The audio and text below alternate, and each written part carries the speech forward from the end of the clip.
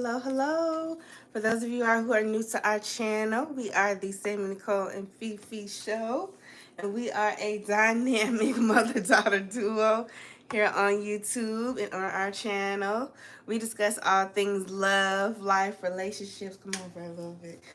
From both the millennial perspective, myself, Sammy Nicole, and the Gen X perspective, my beautiful mother, Fifi. Ooh, excuse me, I almost knocked down my teeth.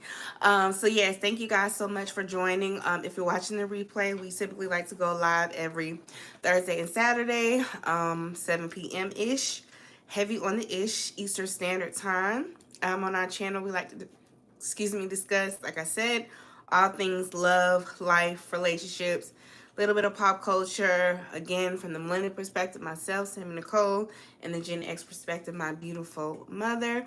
If you haven't already, please be sure to follow us on all social media platforms on X, Facebook, Instagram, TikTok. Please follow us on all social media platforms. You can find all of our social media handles in our description box, okay?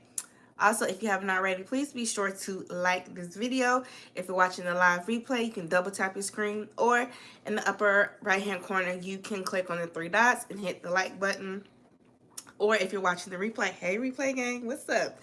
Down below, you can just hit the like button. Hey, Trust in My Yes, hey, Destiny. Trust in My Destiny. We're also simultaneously going live on Facebook as well. So if you see us kind of looking over, it's because we're simultaneously live on Facebook. So thank you to everybody who followed us on Facebook so that we can now have the ability to go live. So if you're not already following us on Facebook, please be sure to do so. Let's give a moment for the hat. Like, okay. Y'all see it? You It's see it? cute. It's Please, we need cute. everybody to share the live on Facebook and share the live on YouTube. YouTube, And please yes. like. Please like Let's this push us out there. in the algorithm, y'all. Okay, boom. So now that we got that out the way, let's get our disclaimers out the way. Everything that we're gonna be saying tonight is allegedly. Everything, I'm gonna say it for my Facebook people. Everything we're gonna be saying tonight is allegedly. Merch is available. Merch is available. Description down in information down in our description box. Everything we're gonna be saying tonight is allegedly. Secondly, all individuals are innocent until proven guilty in a court of law. Again, all individuals are innocent until proven guilty in a court of law. Okay, boom. Let's go ahead and get it started, y'all. We gotta talk about. We're gonna start about Nesto and Sonya. We gotta talk about this July 30th, 2024 call, which was what, a day after? Hey, y'all. Hey, X is Too Complicated, which was what, a day after Shirley Strawberry's birthday? A day after her birthday. We gotta talk about this call because what is going on? What is going on? You want to get it started? Go ahead. Let's get it started. Okay, so Lil Mama, aka Lil Mama Sonya, she walk in. Well, she already sitting down. And she get herself, together, cause she glad to see Nesto, right? She always happy to see Nesto, seeing what's going on with Nesto, right? So she sit down and, she like, hey, she first thing she worried about is his glasses. She want him to straighten his glasses up, make sure he good with his glasses that she bought him. I think this like the third pair of glasses she ain't bought him. I think this is the third pair that he has. He said, well, I'm trying to get used to the color. Because, I'm used to black. I ain't used to color. So, she get him situated. They get to talking about what's going on. She started talking about her hair. Okay? She started talking about her hair. About what she gonna do with her hair. Did y'all notice that her hair isn't red anymore? No, she dyed it. She dyed her hair back black, y'all, because he didn't like the red. He said the red made her look too old. So Sonya dyed her hair back. She dyed her hair back black. Okay? So she said she gonna cut it. So like we were saying on our last live, that she probably gonna get her a pixie cut like Shirley's. Because she know Nesto like them pixie cuts. Right. Okay? So She sit down, she tell them about her hair, you know what she gonna do with her hair and everything. You know, they just kicking it, they talking, you know what's going on, what you got going on out there, you know, how you social life, as he said, how you social life. And she How he said? how your social life, Uh-huh. what you got going on with your social life. And she said, well, you know, I don't do nothing much. I just go shop and go to the mall, hang out with Yvette. You know, I don't do much. He say, and so he said, He's shaking his head. Now I knew it was coming because I had already told Samantha. I said, she got on a Michael Kors chain, baby. So yeah, she had positioned herself in the chair, you know, so he could see it. You know, she had set up, you know, real straight, you know, so her little hip could spread. And she had set up so he could see it. He say, you got on a Michael Kors belt. Not a Michael Kors, but he said, you got on a Michael Kors belt.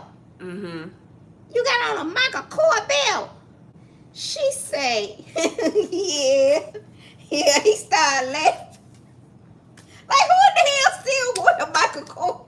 And it wasn't no plain Michael Kors belt, y'all. It was a Michael Kors chain belt with the MK on it. He did her. You hear me? He did her bad. He did. He did her bad. What you think about that, Smith?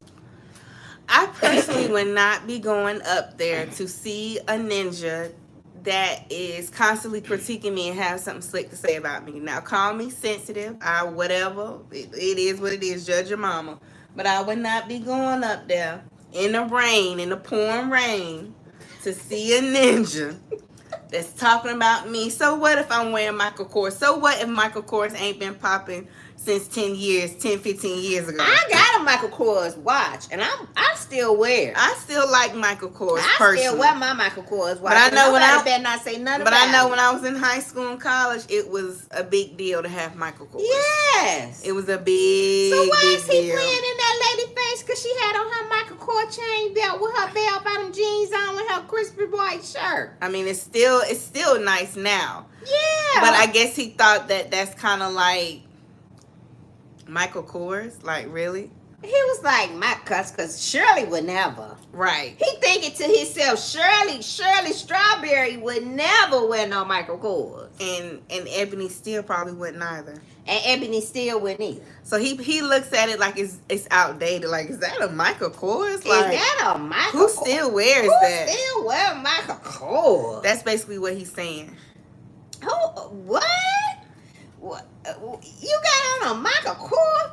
Now And can barely say it. Michael Kors? He said Michael Kors? Is that a Michael Kors belt? Can barely get it out. I holler. Why is he playing in that lady face like that? Because she allows him to. Why? She allows him to. Why is he playing with her like that? This lady is sickly. Can barely keep food on her stomach. Stay up all night, sicker than a dog. She 4'11", 90 pounds, and she go down to the Cobb County detention center to see him. She climb up in the chair, take a Clorox wipe the phone off, wipe the chair down, wipe everything down so she can pick that phone up to talk to him. She started talking to him, and he started joning her about her Michael Kors chain belt. And she sit there and take it. Yes. A ninja that's locked up. He's still cynical. He still got stuff nasty to say about her. Still judgmental. Still judgmental. We got any of our mods in here? Let's see. Hey, this all diva. Hey. Hey, call me darling. Let's see. Hey, Angela. They said Shirley would never ever. Angela said she still wears bell bottoms. That's all diva said, not sickly. Yes. Yes. The trolls, hit the like and subscribe. Yes, please. They are out. Yes, they are. As soon as we turn our camera on, the trolls come in, y'all. Yes. The trolls come in. But nonetheless, go ahead. So, y'all. So I was like, okay. Hey, X is too complicated. I was like, okay. She gonna let this man talk to her like that? And not only that, y'all, she get this man allowance $600 a month. And he coming to her like that? Yes. Hey, Natasha. Natasha says she loves your hat. Thank you. She gonna let this man talk to her like that? And then when he talked about her hat, well, her belt, excuse me, she was like, yeah, you know, it's Michael Kors. Like, okay. Like, ha, ha, ha. Almost like she ashamed of her style. If that's what you like, that's what you like. Yeah. Don't let nobody make you feel bad for wearing what you want to wear or liking what you want to like. She's not on his level. He's sitting up there wearing a jail jumpsuit.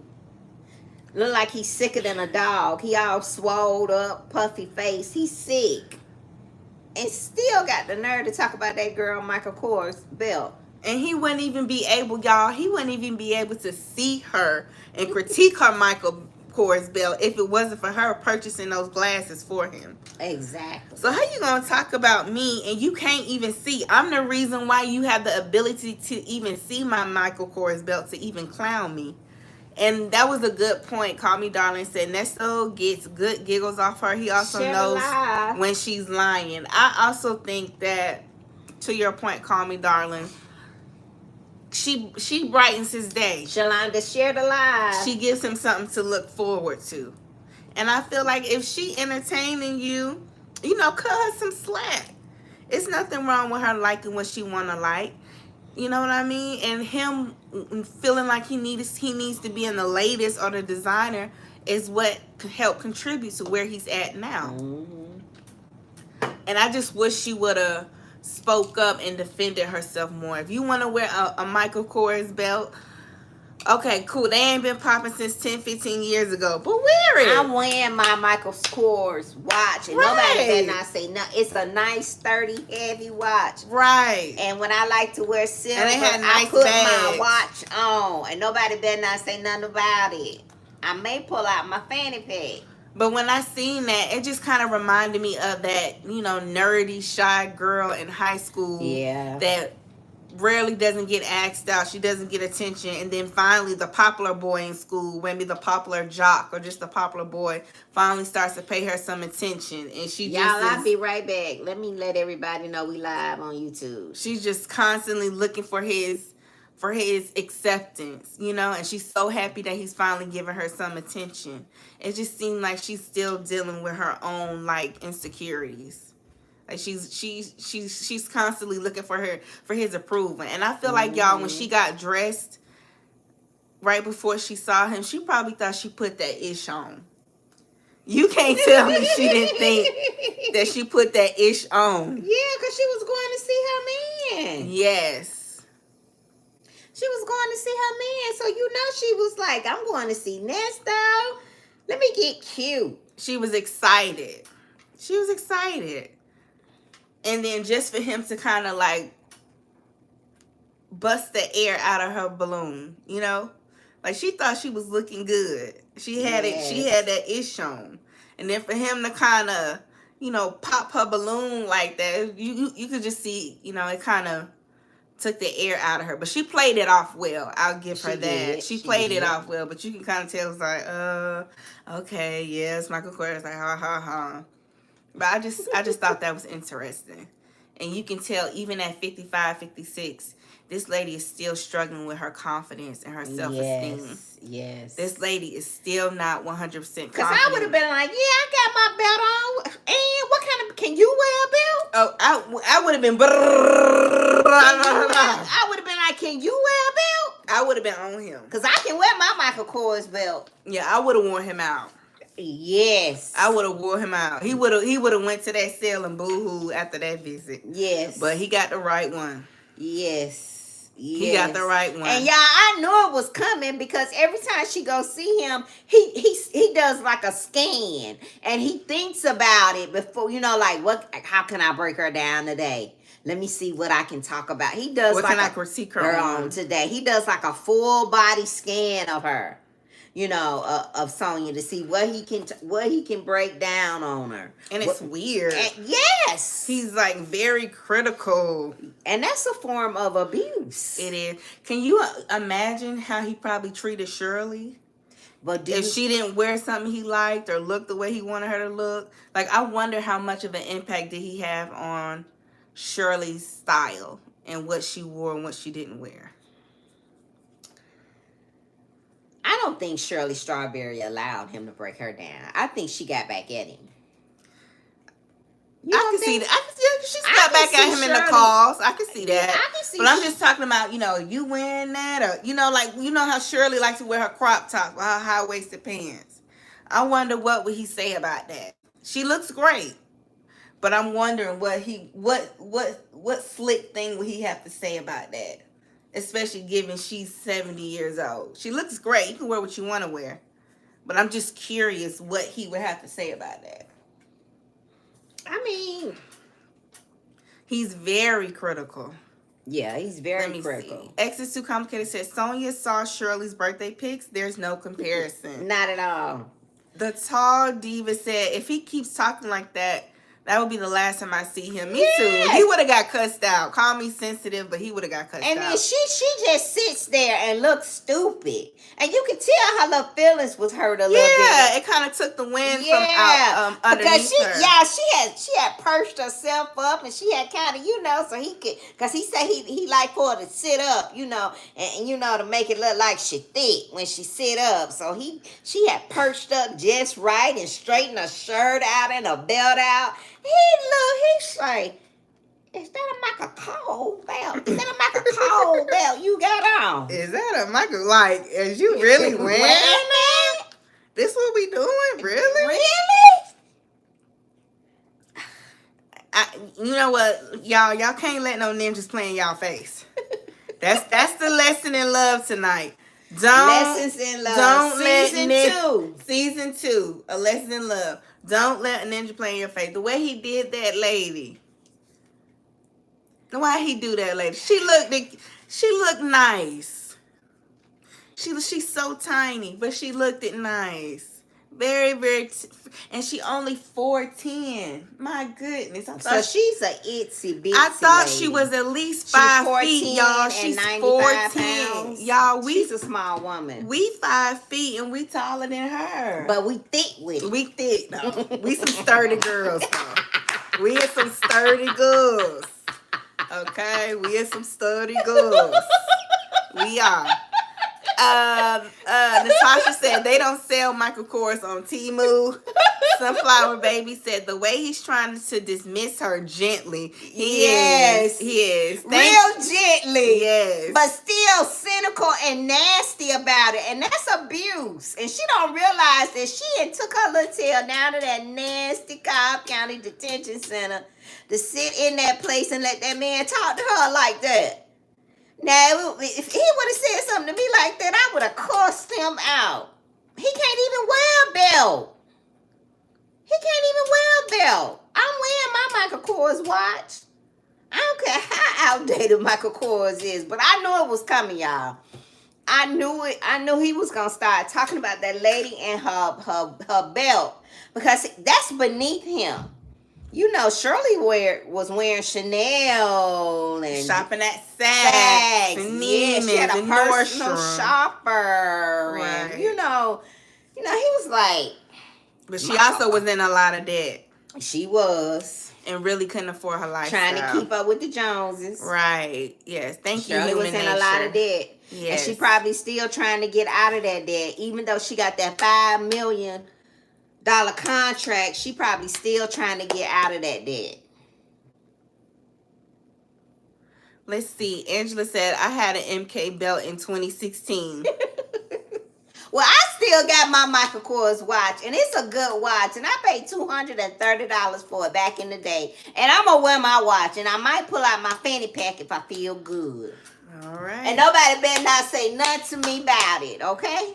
All right. Call Me Darling said, I'm trying so hard to feel bad for her. She deserves everything she She gets." does. Yeah, I don't think she's a victim. I just think Not at this point. Yeah, I don't think she's a victim, Call Me Darling. I think she's a willing participant. she's a willing participant because she keeps going up there. But it's just interesting to see that even at this point in her life, she just is still struggling with self-worth and self-esteem. Same, yeah. You know what I mean? Like, she still hasn't overcame it. Mm-mm. She just hasn't. But yeah, she's a willing participant. She's not a victim.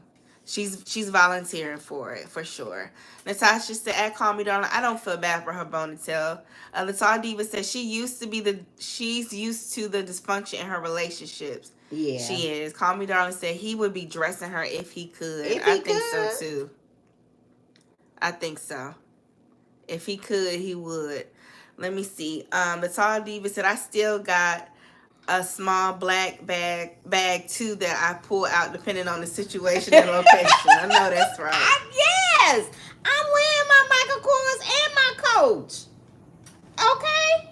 I'm wearing my stuff. I wish a ninja would. Like Nesto say something. You got a Michael Kors? He looking at her like she was dirty. Yeah. He was literally looking at her like she was dirty. Or like, you're so outdated. You so outdated. Like, get with the times. Get with the fashion. Come up. Shirley Strawberry would never. Yeah. Would never. That's what he wants. Shirley would never. Okay? And that's why Shirley was in so much debt, even with her $5 million contract. Hey, Toya. Hey, Toya. There go one of our mods. Hey, Toya. That's why she in so much debt because trying to keep up with Nesto with what he want her to wear. And really, I think she kind of keeping up with, just the people she run with, the celebrities. Let me see. Sunflower Baby said, with the way she speaks of victims, I have no sympathy for her. I giggle and kick my feet up when he gives her treatment she deserves. It's hard out here for pygmies. Yes, it is. Yes, it is. Yes, it is. Because she definitely is a pygmy. Yeah, and it's what she signed up for. She's no victim. She's no victim. Yeah, I think it's pathetic. It's pathetic, but she has no empathy for others, though. So it is what it is. That hat, Auntie. Yeah. I got you, Toya. So that's what everybody want this hat. My sister will worry me to death, honey. Worrying us to death about this hat. Yes. Call Me Darling said, I'm a 90s girl. So yeah, y'all, we thought that was hilarious though when he brought up that Michael Kors. Yeah, yes. It was interesting the way she just kind of shrank. She should have spoke up and said what she needed to say to him. Yeah, like, this is what I like, and so what? What about it? And what about it? This is my belt. I like it. What's up? But I knew it was coming when I saw that Michael Kors chain belt. I was like, oh, it's about to be on and popping. It's about to be on and pop. And she hadn't, I don't know if she's been up there in a minute. Look like he did say, well, I'm glad you came. You know what you got going on. She ain't got nothing going on. She ain't got nothing going on. Nothing. But to come see you so you can degrade her and make her feel this little. Oh, that's what she like. That's what she like. X is Too Complicated said, I don't feel no ways tired about Sonya's feelings because Sonya wanted to take Shirley's spot. Nesto is mad at Sonya because now he finds out that she really has no money and lying. Yeah, because he's still in there. Hey, Rasha Andrews says, that's what she get, still going down there to be embarrassed. You can't be that slow. Yeah, that's true. Toya said, I just want to wear it one day to ruffle some feathers, wear it to work one day. It's hard to feel sorry for Sonya when she speaks so poorly of other women. Yes. Absolutely. Yes. Absolutely. But yes. Hey, Queen Lily. Hey, Queen Lily. How you doing? I've been seeing you on the Facebook on your live. Hey. Yes. Okay. So we got that out the way. Lesson is, wear what you want to wear. Be confident about it. Be proud about it. Rock your thing. Lesson in love. And don't let no man make you feel bad about who you are. You are who you are. Either he accepts it or he don't. He's trying to make her. She's a '90s girl. She's stuck in the '90s. That's her thing. That's her era. And she has told Ernesto that several times. I love the '90s, and he's still trying to push her and make her feel bad about that. Y'all, lessons in love. Don't let no ninja make you feel bad about who you are, especially when you're a mature woman. You like what you like. You like what you like. Either they gonna rock with you or they not. Now that's who she should have cussed out instead of V. Lenore. She should have cussed him out. Yeah, that's who she should have been cussing out. But she ain't gonna cuss him out. Now why do we do that? Why do we let's talk about that, y'all. Why do we go so hard on each other as women, but we won't check the men that we're sleeping with when they're disrespecting us? Even though she may look at it as it's a joke, it's not that serious. He's constantly taking jabs at her. Constantly. And eventually those little jabs they add up. So it's like, why does she have so much smoke for V and other women, but she ain't gonna say nothing to him? Mm-hmm. If anything, he the one that can't do nothing to her. He behind bars. Mm-hmm. She talking to him on a video chat, so that would be the perfect time to cuss him out. Mm-hmm. Instead of going on V. Lenore channel and cussing her out. Mm-hmm. She more likely to see V on the street than she is him. Yep. So you had a smoke for a woman, but you don't have it for a man that's disrespecting you. Yeah. I think that's weak. I just feel like personally, if you gonna be big and bad, be big and bad. Okay, the ninja locked up. He can't do nothing to you. Mm-hmm. You let him punk you. Yeah, she did a video. V. Lenore did a video about it. Let me see. Queen Lily. Toya said, when Nesto busted out laughing, my baby imitated his laugh and I hollered. Not the baby imitated laugh. Not the baby thought it was funny, Toya. That is hilarious. Oh, that is so funny. Toya said, at Sonya's MK belt. Yeah. Yes. I mean, I thought it was cute in a retro fashion kind of way. And she had on her bell-bottom jeans. Like, if I was going to an early 2000s, mid-2010s party, I would wear it. I thought it was cute. I thought it was cute, too. In all seriousness, I thought it was cute. But I knew it was coming, though, because I said, did she get on a Michael Kors? She did. And she bust out laughing. It really gave me like a sense of nostalgia. And y'all, the Michael Kors belt, it's our thumbnail for the live. So when you guys come on our live, you can see the picture of it. But it made me feel a sense of nostalgia. It took me back to middle school, high school. Because I love me some Michael Kors. You know, I used to work at Chick-fil-A. And when I would get my paycheck, I would go down to the Marshalls or the TJ Maxx. And I would buy me a little Michael Kors purse or put me one on layaway, okay? All right? Because I didn't want to, So I get it. I was a Michael Kors girl, so I get it. Let me see. Natasha said, Sonya deserves Nesto. She is trash. Queen Lily said, that's sad and scary. She's stuck there. She must leave the past in the past. She's living in the 90s trauma. Let it go, Sonya. Yes, that's what it is. She's attached to that trauma. Natasha said, I will check a ninja in a heartbeat. Excuse me. I know that's right. I will too, Natasha. Respectfully. Queen Lily said when she cursed V. Lenore on her channel, didn't she? Yeah. She called V a B and some other stuff. She had a lot of smoke for V. Mm-hmm. Yeah.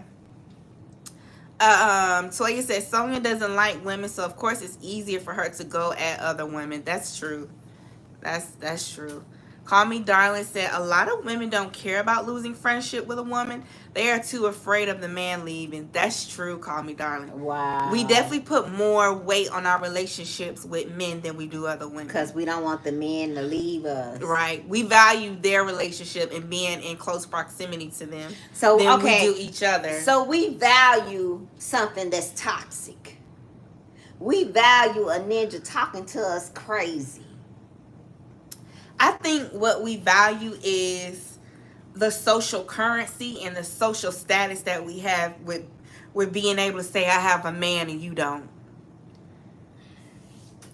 like that whole my man, my man, my man, my man thing, we value that more. Like, oh, I'm just gonna be with my man. I don't need to be sitting around a bunch of heifers all day. I'm gonna be with my man. I don't need a lot of friends. I And have then you my sitting man. around I that got my mansion, man. I got my man. I don't and he need a lot of degrading friends. you and belittling you all damn day. But for some women, being in a relationship with a man is more important than having a relationship with another woman. Especially if you And that's fine if you got a good man. Especially if you feel like you can't trust women, if you feel like women are jealous of you or intimidated by you, or they don't have your best interests at heart. If you don't see the value in having relationships with other women, of course you're going to prioritize having a relationship with a man over a relationship with a woman.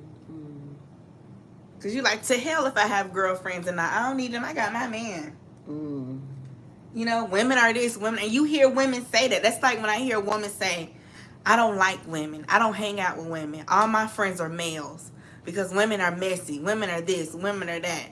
And you have women who they prioritize their relationships more so with men than other women because they feel like they have a better relationship and they're able to connect better with men than they are women, and they feel like it's more peaceful, it's less drama, it's less envy, it's less competition, all of those things. So they value that.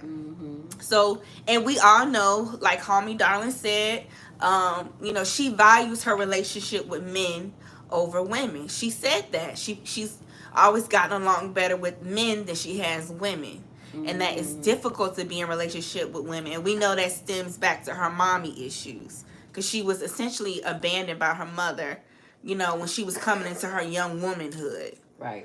So, she like, so that makes sense. What y'all saying makes sense why she would have a smoke for V, but not have a smoke for Nesto. I mean, even that one time she did have the smoke for him about the phone call with Dion and him talking about her being used to regular men and he being a premium man. She didn't stay mad at him for long. It wasn't even a good 48 hours. No, she was very, very quick to forgive. But we all know that if the roles were reversed and it was a woman, she probably would cut them off. So yeah. Toya said, did she go on V's channel after V called her on live? I don't know if it was. I don't know when it was After, but it was recent. I don't know if it was after the live, but it was recent. I know V did a live about it. X is too complicated said, Sonya, you get what you get, so don't pitch a fit. Toya said, I gotta stop watching phone calls from prison around her now. That is so funny. That's so cute. Hey, Miss MJ. Miss MJ said, I'm not saying nothing about the belt because I wore an MK belt last weekend. I mean, it was cute. Look, and I'm wearing my watch, Miss MJ, and my little fanny pack. I'm wearing all my Michael Kors stuff. As a matter of fact, I think I'm gonna put my little shoes on tomorrow. And you know what? And let's keep it real cute. Last year I went to the Michael Kors outlet. And I got me a little rain hat, a little bucket rain That hat. is cute. That bucket hat is cute. It is. It's cute. It got the MKs on it. And I got me a cape, a wrap. Okay? You sure did. And baby, when I walk out of here with my little bucket hat on and my wrap, I wish a ninja would say something. Is that Michael Kors? As he said, that Michael Kors. That Michael Kors. It is. And wear your belt, Miss MJ.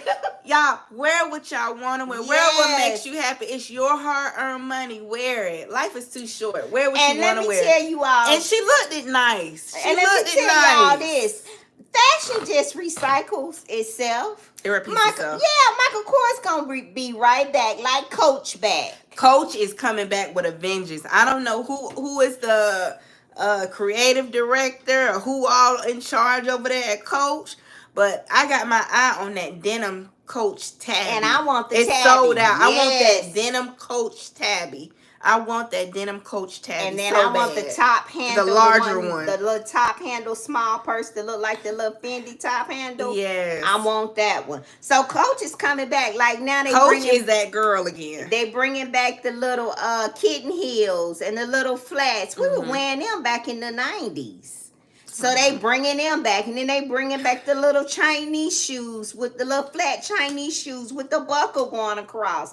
We were wearing them back in the 80s. So nothing is new, y'all. Keep y'all clothes because that fashion recycles It itself. repeats itself. Yes, Yep. it comes right back. Okay. It does. Yeah. Yes. Yep. Let me see. And vintage is really it's coming back with a vengeance. Yes. I know you wish you would have kept your y'all vintage had Gucci and Coach purses. Yes. Yes. Somebody got them at the Goodwill. Yes. Let me see. Toya said I was deep in those MK stores back then. Yeah. Call me Donna said, now that's shady, Sammy. What did I say that was shady? What did I say? Who said that? And Tasha said Boney Cell is jealous of V. I bet she wouldn't say it to her face. I don't think she would either. No, I don't think she would. I think it was after the interview. Let's see. Queen Lily said yes to Queen Fifi's hat. Queen President Kamala Harris. Yes. Madam VP. Yes. X is too complicated. Says we ain't telling y'all, but we ain't telling y'all who to. That's your prerogative. You vote for who you want to vote for. Yeah, that's your Okay? business. That's and your please business. hit the like button, y'all. Please And double share tap the the screen. Share the live. Double tap Push the us screen. out there. Tell a good friend. Yes. Tell all your friends we live. Yes. In the upper right hand corner, please click on the 3 dots and hit the like button. All right. X is too complicated. Says Sonya's hair and her edges distracted me from the outfit. What is up with her hair like speaking that? of hair, she's getting ready to cut it, y'all. And y'all notice it's back black. It's back black. I don't think she should cut her hair. It seems pretty, thick and healthy.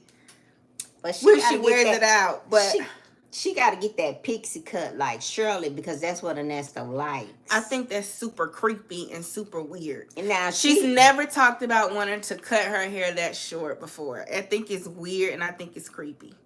Just be you. Don't do that for no dude.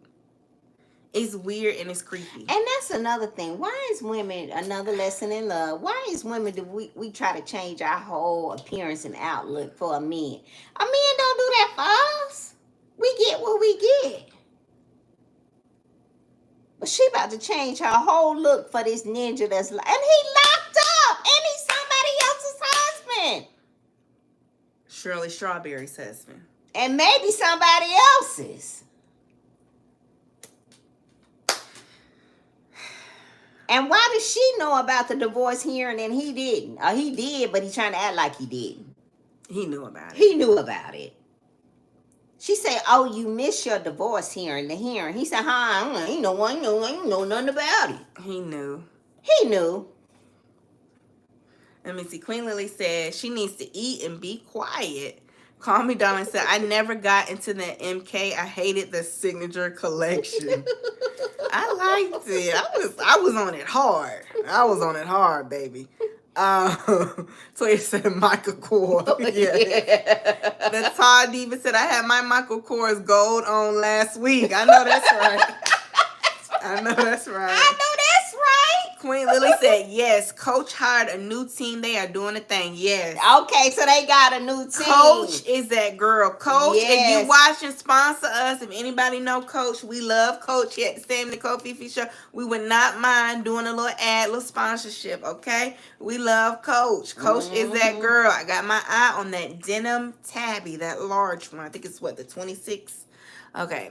Let me see. Natasha said Nesto scam for his fashion.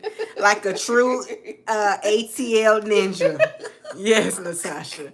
Miss MJ said LOL, MK, they have a sister at Coach. Yes. Call me darling said, I hear the creative director is a black woman. She's doing her thing. Okay, that's why. That's why she put that sprinkle on it and it just took off. So the they got a new creative director. It's a black woman. Okay, so that's why y'all see how that branding and marketing she doing her thing. She doing her big one. I hope they paying sis what she's worth. Yeah, I do too. Yeah.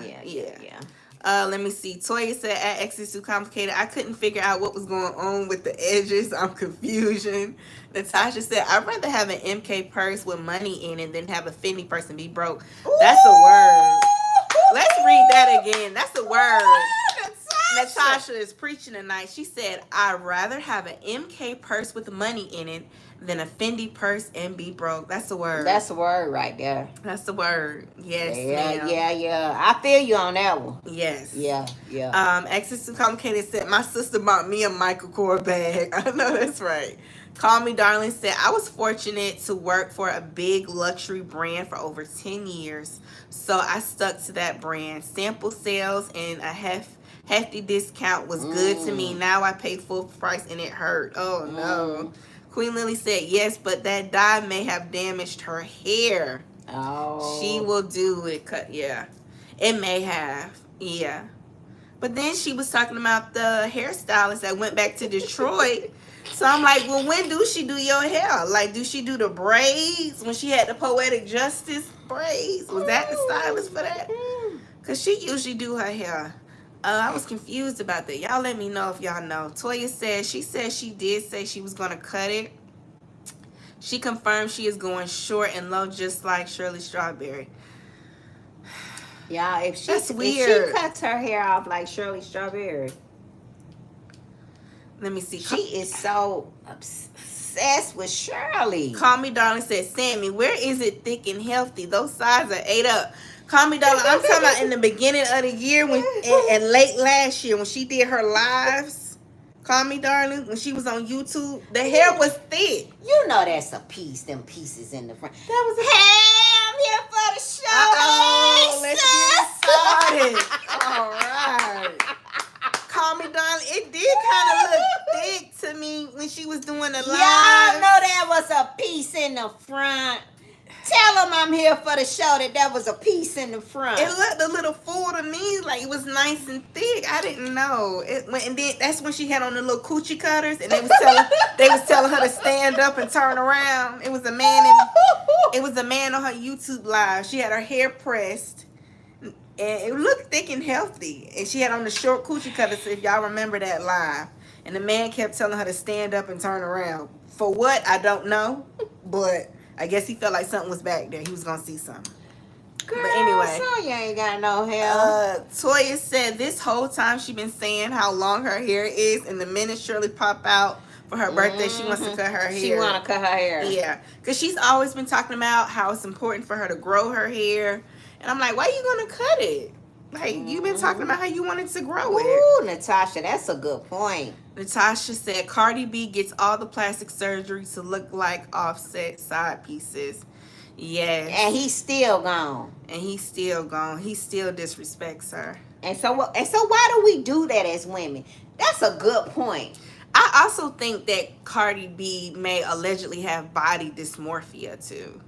You think so? I think so. Just the number of surgeries that she gets. Because she did everything she could to keep Offset. She's done a complete 180. She looks, if y'all go back and look at how Cardi B used to look when she was on Love and Hip Hop versus now, it's a complete 180.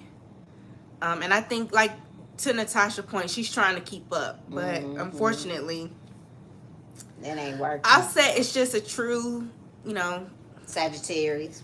You said it. Okay. He a true Sagittarius. Monogamy is just not for him. If you know, you know.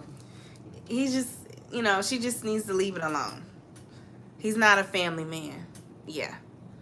Let me see. The Tall Diva said he is two women's husband. Oh, Edith. Yeah. I'm here for the show. Right. Said, baby, when Sonya shows up with that mommy wig, I'm going to pass out.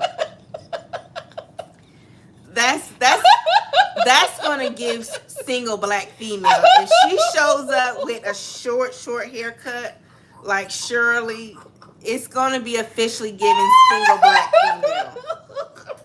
And that's weird. It's weird and it's scary, and I don't like it. Exes too complicated said her edges has done a rollback. Nesto knew about them papers. Toya said, now I definitely agree with Natasha on that. Yeah, he knew about them papers to show up for the divorce. Let me see. Call Me Darling said, that's definitely a word. I'm here for the show. Said, a Fendi purse and a scooter is diabolical. Queen Lily said, that was weave piece of her hair. Okay, y'all. Y'all said it was weave, so I'm going to retract my statement and walk it back. the pieces were piecing, and it gave the appearance that it was full. She may have had that kinky straight. You know, when you get that kinky straight extensions, depending on your hair texture, it can match very well and give you more of a natural look. You know, for all my girlies that like to wear extensions. I'm gonna call them extensions because my white homegirls, they wear them and they call them extensions. They don't say weave. Yeah. So I'm gonna do like the white girls. We calling it extensions. And I had, y'all, because they wear them too. They wear them too. And I had to straighten my homeboy out about that because he was talking about. But they always give us a bad rap. Cause he like the Caucasian women. He like, well, I'm just gonna say this. He like all kind of women, but mainly Caucasian women. So he was talking about black women here, talking about how we wear weaves and wigs. And I said, hold up, partner. I said, them Caucasian women you like, they the ones that started weave. We didn't even know nothing about it. Back in the day, they was the first ones that got weaves, y'all. They were in the entertainment industry. Yes. News anchors, all of that. Yes. So y'all don't get it twisted. Yeah. Anyway, let's see. I'm here for the show. Said every visit, she always claims she did her own hair 5 minutes before she came to the visit. Yes. Toya said, I'm not convinced that was Sonya's hair in those lives. Queen Lily said, weave pieces. Toya said, I'm with Fee on that one. I know a weave when I see one. Yeah. Queen Lily said, Sammy, it was not her hair. She lied. Okay, I got it. Period said, another black job down at Coach. I know that's right. I'm here for the show. Said, girl, that was a bang yang from the beauty supply clearance spec. Okay, y'all. I got it. It was weave. I retract my statement. I got it, y'all. I got it. It was not her hair. I'm here for the show. Said, I feel so sad for Cardi. Yeah, she's another one. Unfortunately, she has to learn. Very unfortunate. X is too complicated. Said, Sammy, you need to stop. Queen Lily said, even though she has had everything done on her body, that fake nose, it ain't right. I like her, but Toya said, I love Cardi, but she is insecure and Offset made it worse. And she said that. Remember when she had that mental breakdown at the end of last year, and she was in the dark yelling and screaming and cussing him out and talking about he wasn't no good, and how she had to go to the internet and expose him because that's the only time he would actually correct himself. And she said that he always picks when she's feeling her most vulnerable and the most insecure about herself to, put her down and kick her while she's down and do things that mess with her mental and her self-esteem. So you think that Offset does that on purpose? I think so. In efforts to maintain control because he knows she's insecure. And that's the only thing I hate about being vulnerable with people. Because sometimes if you're vulnerable with the wrong people, they use it against you. And this happens with both men and women. It's not really necessarily gender specific. It's just humans. People sometimes have the propensity to use your vulnerabilities against you. And they can do it at some of your most vulnerable moments. You can confide in somebody, you tell them something just for them to then throw it back up in your face. And I think she's obviously shared, issues that she's had with self-esteem and her body image. And she's talked about it in interviews, so it's not really like a secret the whole world knows. But for him to know her in such an intimate way, way more than we know her, and to still kind of play with her emotions like that, I think it's really messed up. And then she probably was really triggered because, Offset is a Sagittarius. His birthday is like early December. And the young lady that Cardi B went to court for because she allegedly had her homegirls beat her up for messing with Offset, that same young lady was at Offset's birthday party last year. The same young lady that she had to go to court for, she had to be on probation for. The same young lady. So he's friends with the young lady. Well, they used to, allegedly. I don't know. Everything we say is allegedly. I don't know if merch available. I don't know if they're friends, but they have sex from time to time. So. Oh, Lord. And she showed up to his birthday party. Now, you know that for y'all who have followed Cardi B's story, Cardi B cannot be in the same room with that young lady because it's illegal. Like she has to stay a certain amount of distance away from the young lady. So that by that young lady showing up to his party, obviously that would throw Cardi B off, and that would piss her off because she couldn't even if she wanted to go to Offset's party, she couldn't go because had she had went to his party and somebody could have called the authorities, she would have gotten arrested. Mm-hmm. She would have been in violation because she had her homegirls go to the nightclub where the girl worked at to beat her up. And they traced it back to Cardi. And Cardi ended up getting in trouble as well as her homegirl. Mm. So, he does a lot. Yeah, he's Sagittarius. And he claimed that he didn't know the girl was going to show up. But I feel like even giving him the benefit of the doubt, if he knew the young lady, if he didn't know that the young lady was going to show up to his birthday party, just the fact that he knows the history that she has with his wife, he should have immediately asked that she be escorted out. Mm-hmm. You know what I mean? Mm-hmm. He should have asked. Mm-hmm. So, yeah, it's just a mess with them. They go back and forth. But then she'll get on the internet and cry about him and then turn around and tell us to mind our own business. So I'm going to do it. So do you think she's done? You think Cardi B is done with Offset now? We'll see. I mean, she's pregnant with baby number 3. This is their 3rd child together. So we'll see. I don't know. Maybe once the baby is born, he may cry and say, I want my family back again. And they may try to work it out. And then they'll break up. Who knows? It's just a cycle. So we'll see. We'll see. Let me see. Queen Lily said, I saw her nose in person. Call me darling said, Nesto knows that Sonya be in those streets. Nesto keeps saying everyone is out there living their lives, and that includes her. They don't talk much or visit anymore. Yeah. And according to Sonya, she be getting invited to all the pool parties. Everybody thinks she's super young. And so somebody dropped in our chat that she got a man. They say Sonya got a man. Okay. They say she got a man. Somebody said she got a man. So maybe that's what he's hinting around to, and she just won't come out and say it. And she just won't come out and say it. Well, I wouldn't either. I wouldn't want y'all in my business. I wouldn't. Let me see. I'm here for the show said at Natasha. She got it from that barrel of fake 10 for $5 hair they used to prop the door open. Miss MJ says she can't cut enough of her hair to have an ounce of class Shirley Strawberry has. Sway said, I call me Don. I think that part of it is because they know the calls and video visits are out, so they are cautious about what they say now. Yeah. Natasha said George Washington wore wigs. Yes. I'm here for the show said, yep, white women wore weave first. Call me Darling said, does the Bible lady still go to the visits? Now the Bible lady over there, she said she got demonetized, and she was on her live this morning trying to get her rent money up. Wow. And they were sending up, they were cash apping us. So they was blessing her. They was blessing her. Okay. Mm-hmm. So you have not because you asked not. Somebody reported her. Who reported the Bible lady? Wow. Y'all know that lady. Y'all know Ronald gone. Y'all don't do that. Ronald gone. Ronald wasn't helping no one. We're going to move on from that because I'm not going to get started with that. Toya said if she did her hair 5 minutes before she got there, I believe it shows. Exes Too Complicated said Cardi B is another little Kim. They both look different. Toya said at Call Me Darling, Bible Lady is investing in YSL right now. She ain't checking for Nesto right now. That's how she got demonetized, fooling with him. Something she put on her channel probably was related to that. Yeah.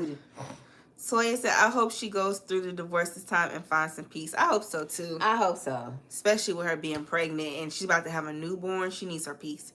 Call Me Darling said, at Toya, I see she's having a digital protest for Thug.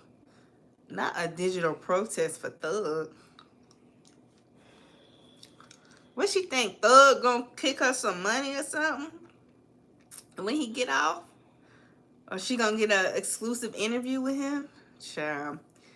Toya said, yeah, he was hella disrespectful for having that girl there. He was. I'm here for the show said Cardi's friend Star is in prison behind that beatdown, which is sad. She has a young son. Yes, Star, her best friend. Mm-hmm. Yep. Queen Lily said Offset knew she was going to be there. Yeah. Call Me Darling said Cardi just wants to be a wife and mother. It's time to let that man go and live her life. He's garbage. Mm-hmm. Queen Lily said he really likes that girl. Yeah, that girl keeps popping up. She's one of the few chicks on the side that is reoccurring. So he keep her around. Yeah, Queen Lily said she's not done. Call Me Darling said nope. Queen Lily said, remember Madison said she had a man and it wasn't Nasty Nesto. Yeah. Okay. Well, she might as well. And somebody put in our chat that she had a man too. I'm here for the show said, I don't like Sonya, but she really is nice looking. She's a nice looking lady. Yeah, she's an attractive lady. I think we could give credit where credit is due. She's not a bad looking lady. I wouldn't want her around me or my children, but she's a nice looking lady. Mm-hmm. I'm here for the show said Ronald was a liability. Ronald gone, and then she over there trying to make it the best way she can, and she was fixing her instant grits this morning, asking for rent money. So okay, you know, you gotta do what you gotta do. You can't be afraid. No, and people were sending her. They sending it to her. Mm-hmm. She has a good following. One thing I can say about Manny Fresh, her people over there, they ride for her. They ride for her, and that's a blessing. And that's a blessing. You cannot take that away from Manny.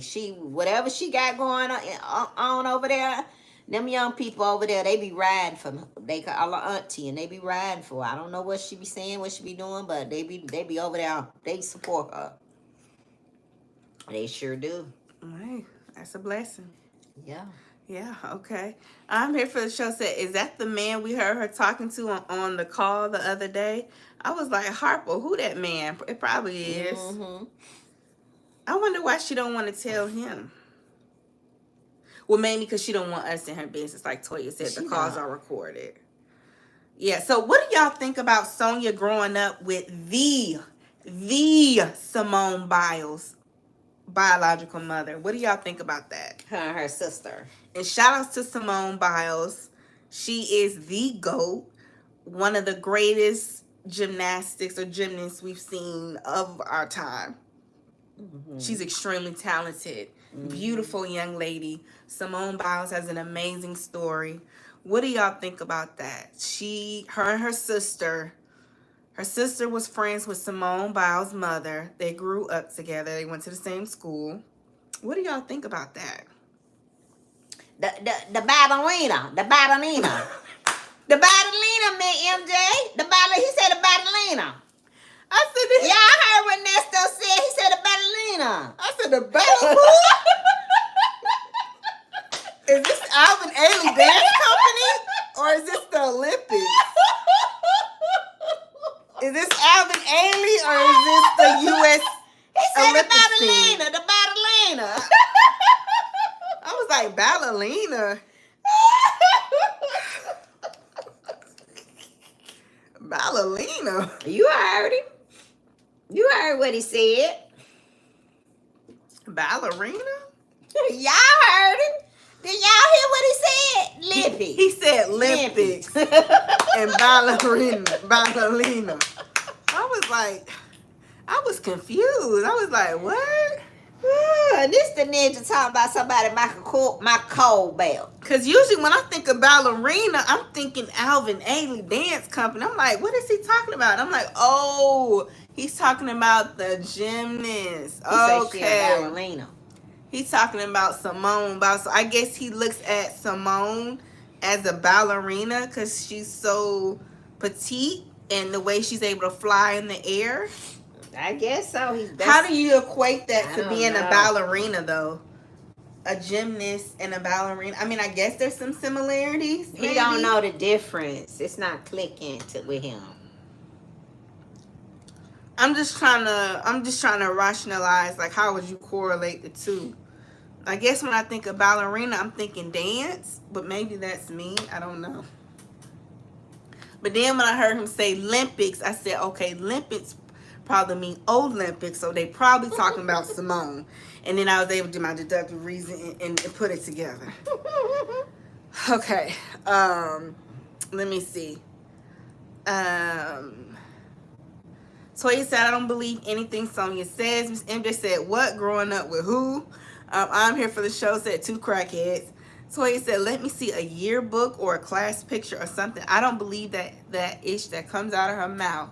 Call Me Darling said that one that was the Olympics doing the ballerina stuff. I'm here for the show said Simone mom is still messing up. I feel so sad for her kids. Yeah, Simone mom has like 8 kids. But she's lived a hard life. She's had a sickness, drug addiction. That is a illness. That's a sickness, you know. And she struggled with that. So I hope things get better. I know Simone has kind of chosen to not, you know, interact with her mom that much for her own personal reasons, and that's her prerogative. You know what I mean? But yeah, I mean, in spite of everything that Simone has gone through, the way she's persevered and all the great things that she's been able to accomplish is pretty admirable. I mean, she's one of the greatest gymnasts of our time. She really is. Yeah. But I was like, oh, okay. I'm like, Sonya and her sisters, they know everybody. They know Mike Tyson and Simone Mama. Gerald LeVert. Snoop Dogg. I'm like, my goodness. Let me see. Toya said the only thing I agree with Sonya on was when she said something good came out of a bad situation. Absolutely. Absolutely. I'm here for the show said Nesto is just ignorant. Right. You're just ignorant. Miss MJ said, I cannot. What's next? She lived next to Madam VP.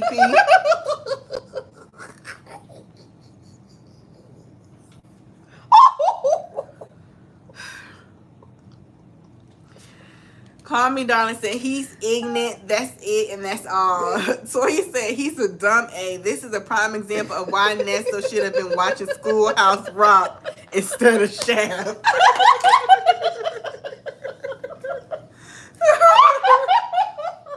You right, Toya. You right. He should have been watching that Schoolhouse Rock. Learn how Bill is passed. The 3 branches. Oh, because he is lost in the sauce. He is. I'm here for the show says Simone mom is younger than Sonya. Simone is protecting her peace. Okay. Let me see.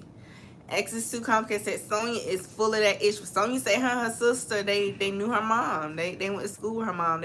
Her sister was friends with her mom. They knew her. Oh boy. Sonya said they both lie like they are telling the truth. I'm here for the show said what y'all think about Judge Mathis' wife signing those papers? Okay, y'all ready to talk about that? Y'all ready to move on?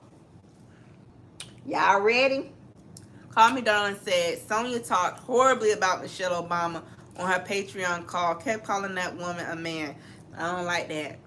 I don't like that either. I love me some Michelle, baby. That braided ponytail Michelle had. Michelle looked good at that DNC. Sonya could never. Michelle looked really good. Okay, let's go ahead and talk about Judge Mathis and his wife, Glenda. They've been, after 39 years of marriage, they filed for divorce. They celebrated their 39th wedding anniversary in June of 2024. When a woman's fed up. I was sad. I'm here for the show. When I found out, because, you know, it seemed like Judge Mathis really loved his wife. You know, was it Linda, not Glenda, Linda. Excuse me. Linda. I mean, Linda was with the judge when he was still in the streets. You know, when he was still trying to make that transition, you know, trying to leave the streets alone while pursuing his education. And I just hate that. Her parents look good, by the way. Linda has some really good genes. Like, her parents look really young. She's 60, so I know her parents got to be in their 80s, and they look really young. But that's just a side note. But nonetheless, I was just very disappointed because I know how much Judge Mathis values his family. I watched the judge. We watched the Judge Mathis show a lot. So, I was sad because he always talk about Linda and his wife, his kids. So I was sad to hear it. Okay, And I y'all. know she said it's irreconcilable differences, but it's more that's going on. So I don't know if he cutting up because now the Judge Mathis show is kind of like low key being canceled. I mean, I know he has the show on a streaming service, but it's not giving what we know it to have given for the past 20 years since he's been on TV. So I don't know because things have kind of changed with his career and his show, and he's going through, a quarter life crisis because he passed midlife in his 60s. I don't know, Okay, y'all. but you go ahead. All right. I'm gonna tell y'all what OG gonna tell y'all what it is. Okay. Now this us. This us. This between us. So don't y'all go back and repeat what I said. I just hate it. Judge Mathis has done something. As a mature woman, 39 years she been married to that man. Now you know in those 39 years they ain't been through some shit. They ain't been through a lot of shit. Okay? And she been rolling with it. She been with him through thick and thin. She was with him when he was down, when as he climbed the ladder and got this money. She been with him. And he been doing stuff the whole time. And she been talking to him. Baby, you doing so and so and so and so. Baby, I ain't happy with this. All right, babe, I'm going to get myself together. I ain't going to do it no more. Okay. We go on. Then he do something else. Baby, you been doing so and so and so and so. All right, baby, I ain't gonna do it no more. I'm gonna do this. I'm gonna make it right. We gotta eat kids. We gotta eat grandkids. We gotta wait till so and so get out of school. We gotta wait till the grandkids get up. We don't want. We gonna try to work it out. Okay, years go by. He keep doing stuff. She keep forgiving him. This time he did some shit. Might have been something new. Might have been something he been doing. But he didn't leave her no other choice. And she say, I'm tired. She say, I'm sick and tired, Ninja. I sure do hate it, y'all. I'm tired. I've been telling you. Okay? And you just can't get right. And I'm tired. And now you disrespectful with it. You doing it in my face. Like you don't give a... Because I've been forgiving you all these years for doing and so now you just getting sloppy with it. I don't care how long we been married. I got my girlfriend Tina over here. She ain't left her ninja. Mama Tina knows. She got rid of Richard. She got rid of her ninja. Mama Tina in her ear. Girl, don't let him do you like that. Don't let him disrespect you like that, girl. Shoot, girl, you can get this from him. You can live your life. The kid grown. You got your grandkids, girl. Don't be like he been doing that to you for years. It's time for you to live your life, honey. You ain't got your body done. You looking good, girl. Let's get back out here. Girl, I ain't finna let no man disrespect me for no years like that. I don't care how long we been married. Linda said, girl, you right. Y'all hit the like button. Double tap the screen. Linda say, you know what, Tina? You right. Let me call these people. They say she filed, honey. Pam went over the paperwork. Shout out to Pam over there on her channel. The Law Intellect. Pam said that paperwork was done quickly. Expeditiously.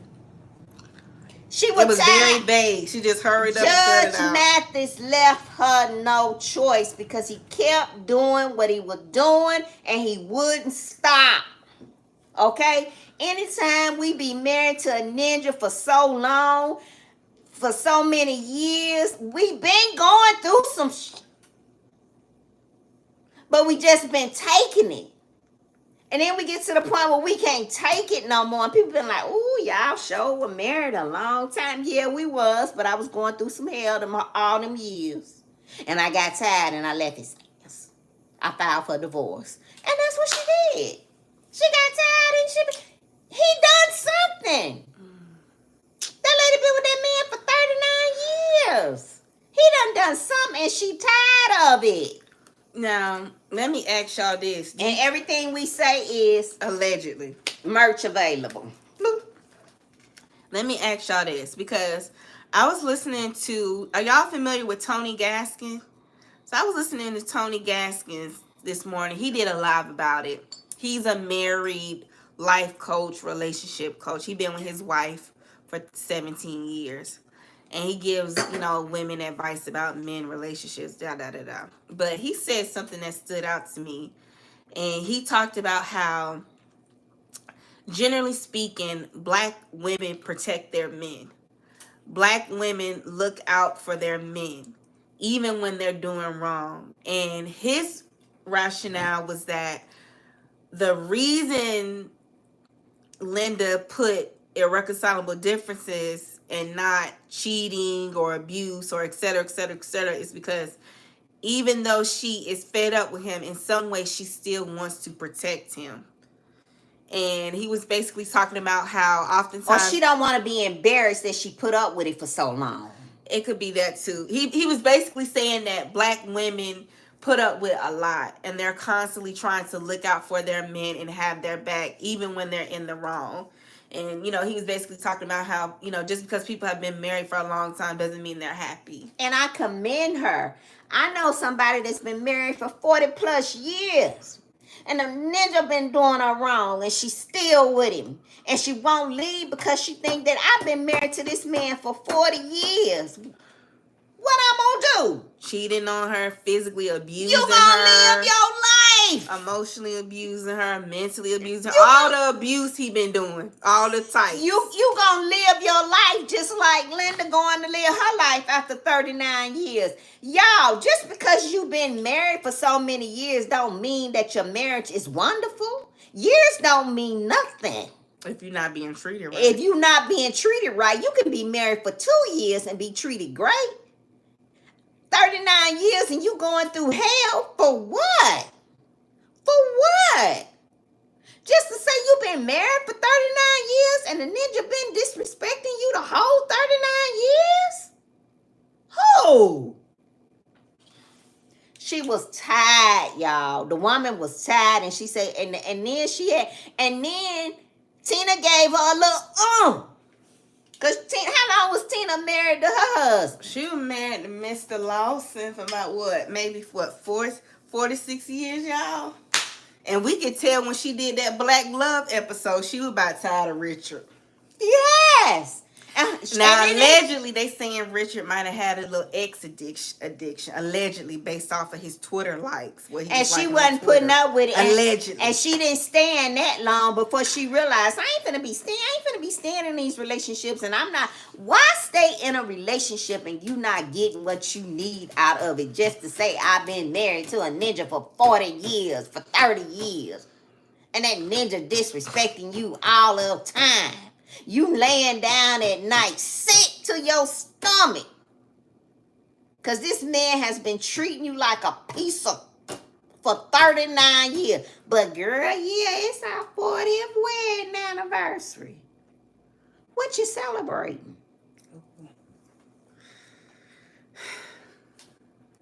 Go ahead.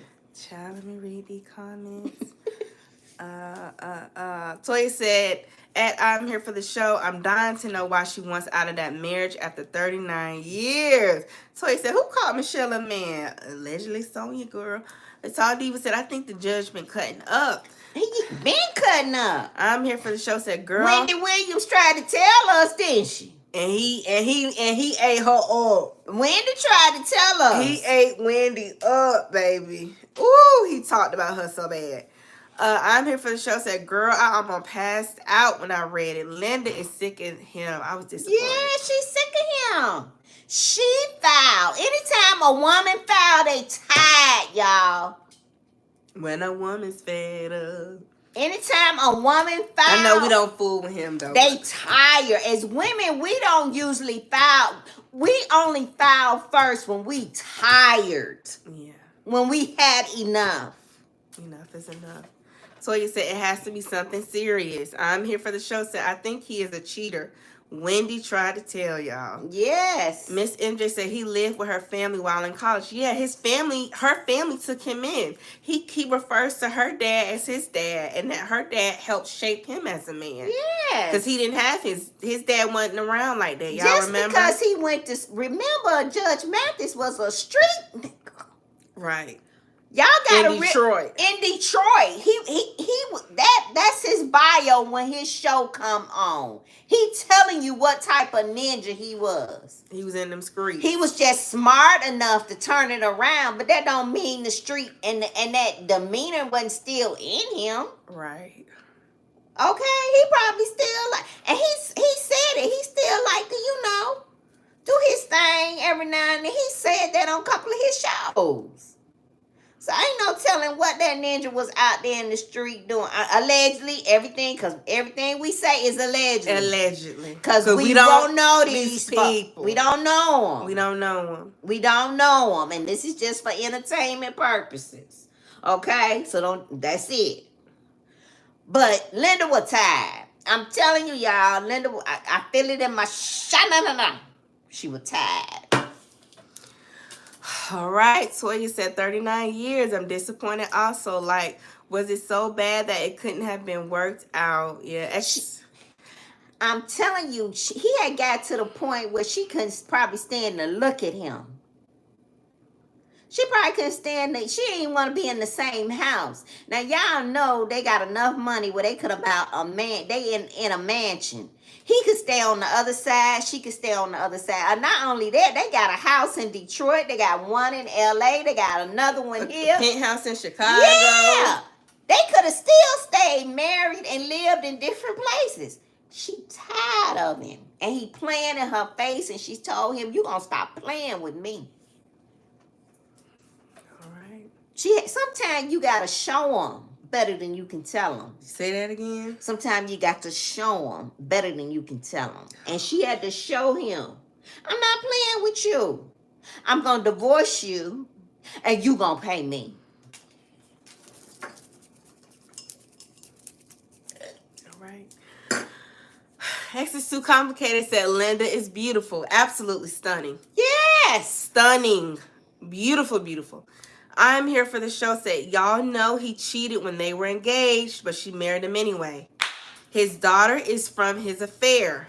She is 39, and they have been married for 39 years. Ooh. Well, wait a minute now.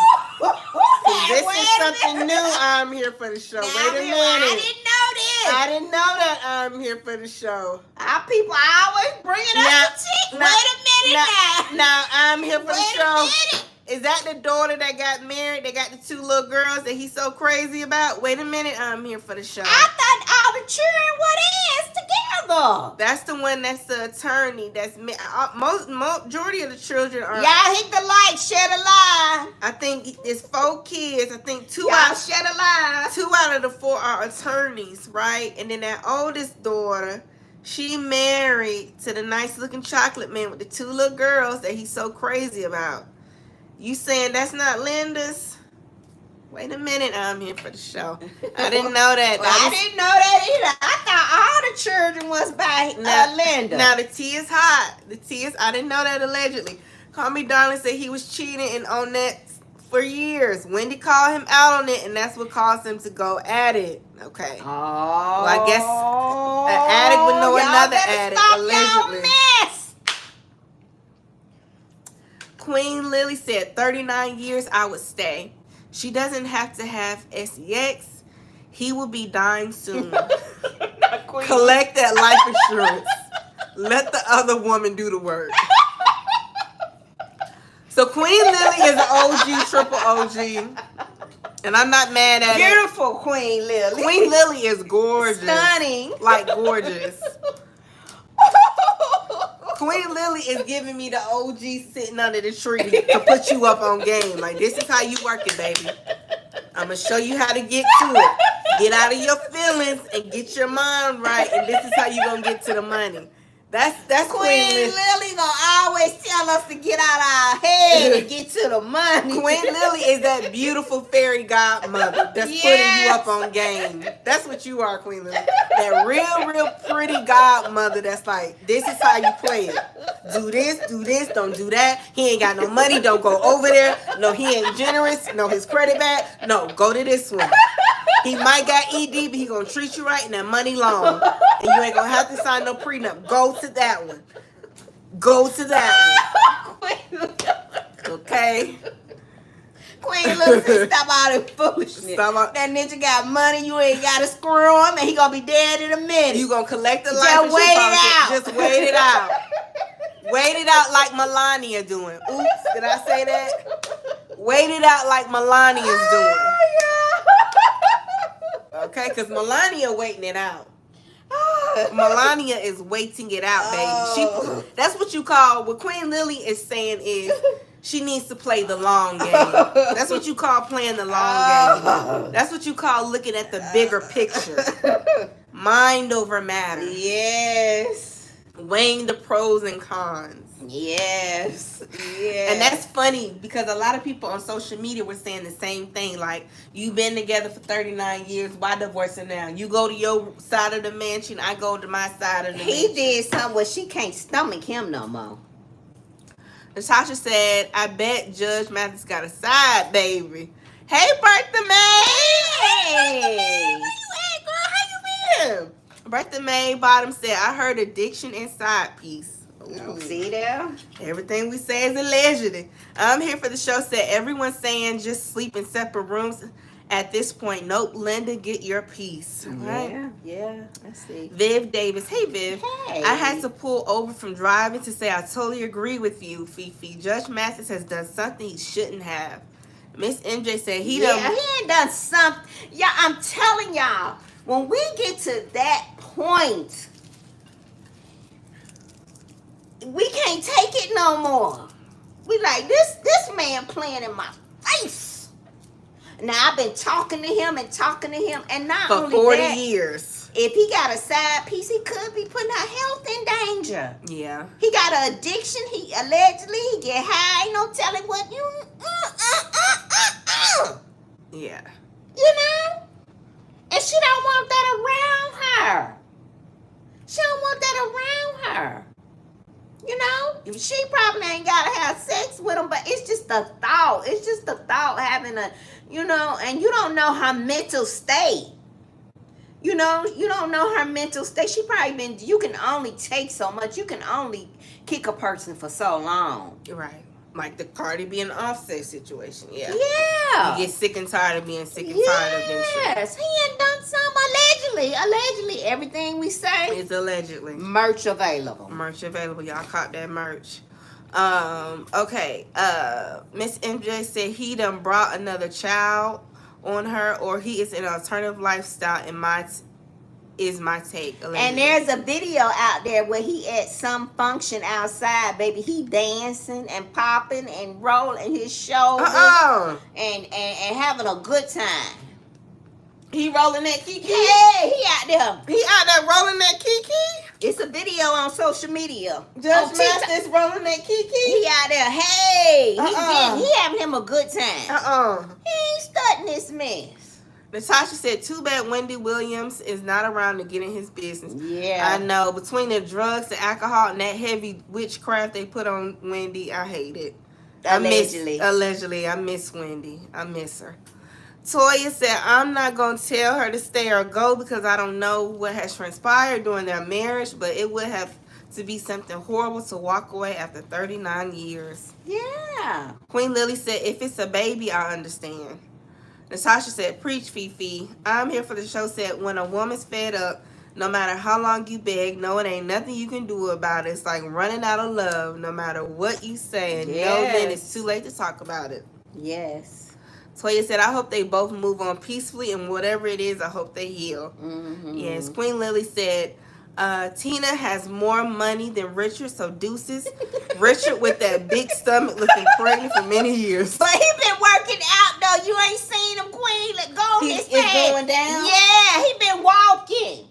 He been out walking. Go on his IG page. It's coming on down. She paid him $300,000 to send him on his way. Really? She paid him $300K. Yeah, that's chump change to her. Yeah, that's pocket money. When your daughter's a billionaire. Yeah, she keep that, and your son-in-law she keep that in her Birkin.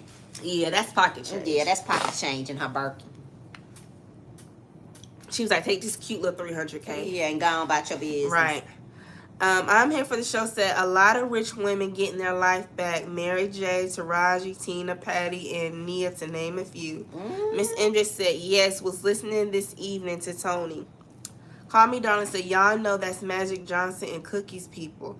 Judge Matheson, Linda, and Tina and Richard travel with them on their annual European trip. I hope Holly and her husband is safe. Yeah, they all friends, y'all. They all kick it together. I hope Holly too. Now Holly and her husband been married a long time, and they seem like they look good. Holly looks good. Holly Robinson Pete looks good, and her mother looks good. Yeah, they look good. Yeah, you can tell they taking care of themselves. Esther Trucker said, "Yep, he's on Diddy's house party footage." You fill in the blank. Wait a minute now. Yeah, okay. Allegedly. Yeah. He was at a Diddy party? He was getting it, baby.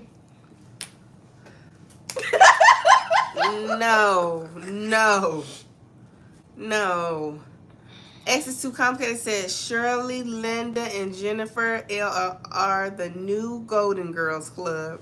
Miss MJ said, no one has the real reason anymore on divorce. No one lists the real reasons anymore on divorce papers. That's why they went to irreconcilable differences. Miss MJ said 8 years. I thought I'm here for the show. Said plus he seems to be mean and have a short fuse. It did seem like as the seasons progressed, he got meaner and meaner.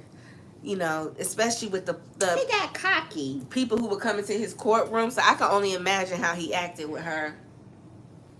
He definitely has a way about him. He does. He's an Aries. Yeah. Tina took enough off Matthew. Yes, she did. I think Matthew had like 2 side babies on her allegedly. Call Me Darling said Richard was liking and looking at all that corn on Twitter. Yes, he was looking at some real freaky porn. I'm saying corn because of YouTube, but allegedly. I was feeling like Tina was more of the issue. She seems like an attention seeker. Tina to me seems like no nonsense, especially because she went through so much with Beyonce daddy. Miss Tina respectfully seemed like she has no filter. Like she gonna say what she want to say to a ninja. Hey, Marilyn. And if his feelings get hurt, it get hurt. That's the kind of vibe I get from Miss Tina. But let me see. Hey, Marilyn. Marilyn said Judge Mathis seemingly has such a great relationship with Linda's parents. Yeah, he loves her parents because they were like his parents. When they started dating, they took him in because, you know, his mama died. And then the daddy wasn't around. She didn't care nothing about that. She cared about her peace and him disrespecting her. I'm sure she had a talk with her parents and said, I can't take it no more. Yeah. And they said, well, baby, do what you gotta do. Yeah. X is too complicated said, now you know what to say, Fifi. The judge got mouthpiece on him. Yes. Miss MJ said, like Tony Gaskin said, don't look at anyone else's marriage for relationship goals, as you do not know what has gone on. Exactly. Yes. That was a good. You're on the outside looking in, and people not gonna tell you everything what go on. Right. Okay. And it's not to be told or not to be shared. Right. Right. Yeah. Natasha said, and no relationship is perfect, y'all, because we're not perfect individuals. We're imperfect. Right. Natasha said, I'm here for the show, got the tea. Toya said, not him being an addict and calling folks crackheads left and right. Right, the irony. I'm here for the show said, yes, that is my understanding. That oldest who is a girl is not Linda's child. Ooh, I didn't know that. Lord, that just break my heart even more. I thought all the children were there together. I hate that. Ugh. I hate that. Queen Lily said, thanks, beautiful queens. Amen. Toya said, Queen Lily has a sweet potato recipe that we could use. Yes. Queen Lily said, Beyonce said, I be getting to the money. Yes. Mm-hmm. Yes. My Belle said, get you all your 39 years. Yeah, I hope she get everything she need back. For everything in them 39 years. I hope she gets everything. And she's asking for some stuff too. She's asking, and I hope she get everything. I hope she take it to the bank. As she should, because y'all remember Linda owned those daycares, and very lucrative daycares. I don't know if she still owns them. And he talks about that all the time. In the beginning, it was her salary that really helped keep the family afloat and support the family, because her daycares were doing very well. While he was in school. And when he was, running for judge, and, before he made it big with the TV show. So, she was with him, like the young folks say, when he was shooting in the gym. So she deserved her 40 acres and a mule and whatever else she want. Yes, DT makes Melania's skin crawl. Yes. Yeah. Melania can't even fake it no more. That's how much disdain she had for him. She can't even act like she like him.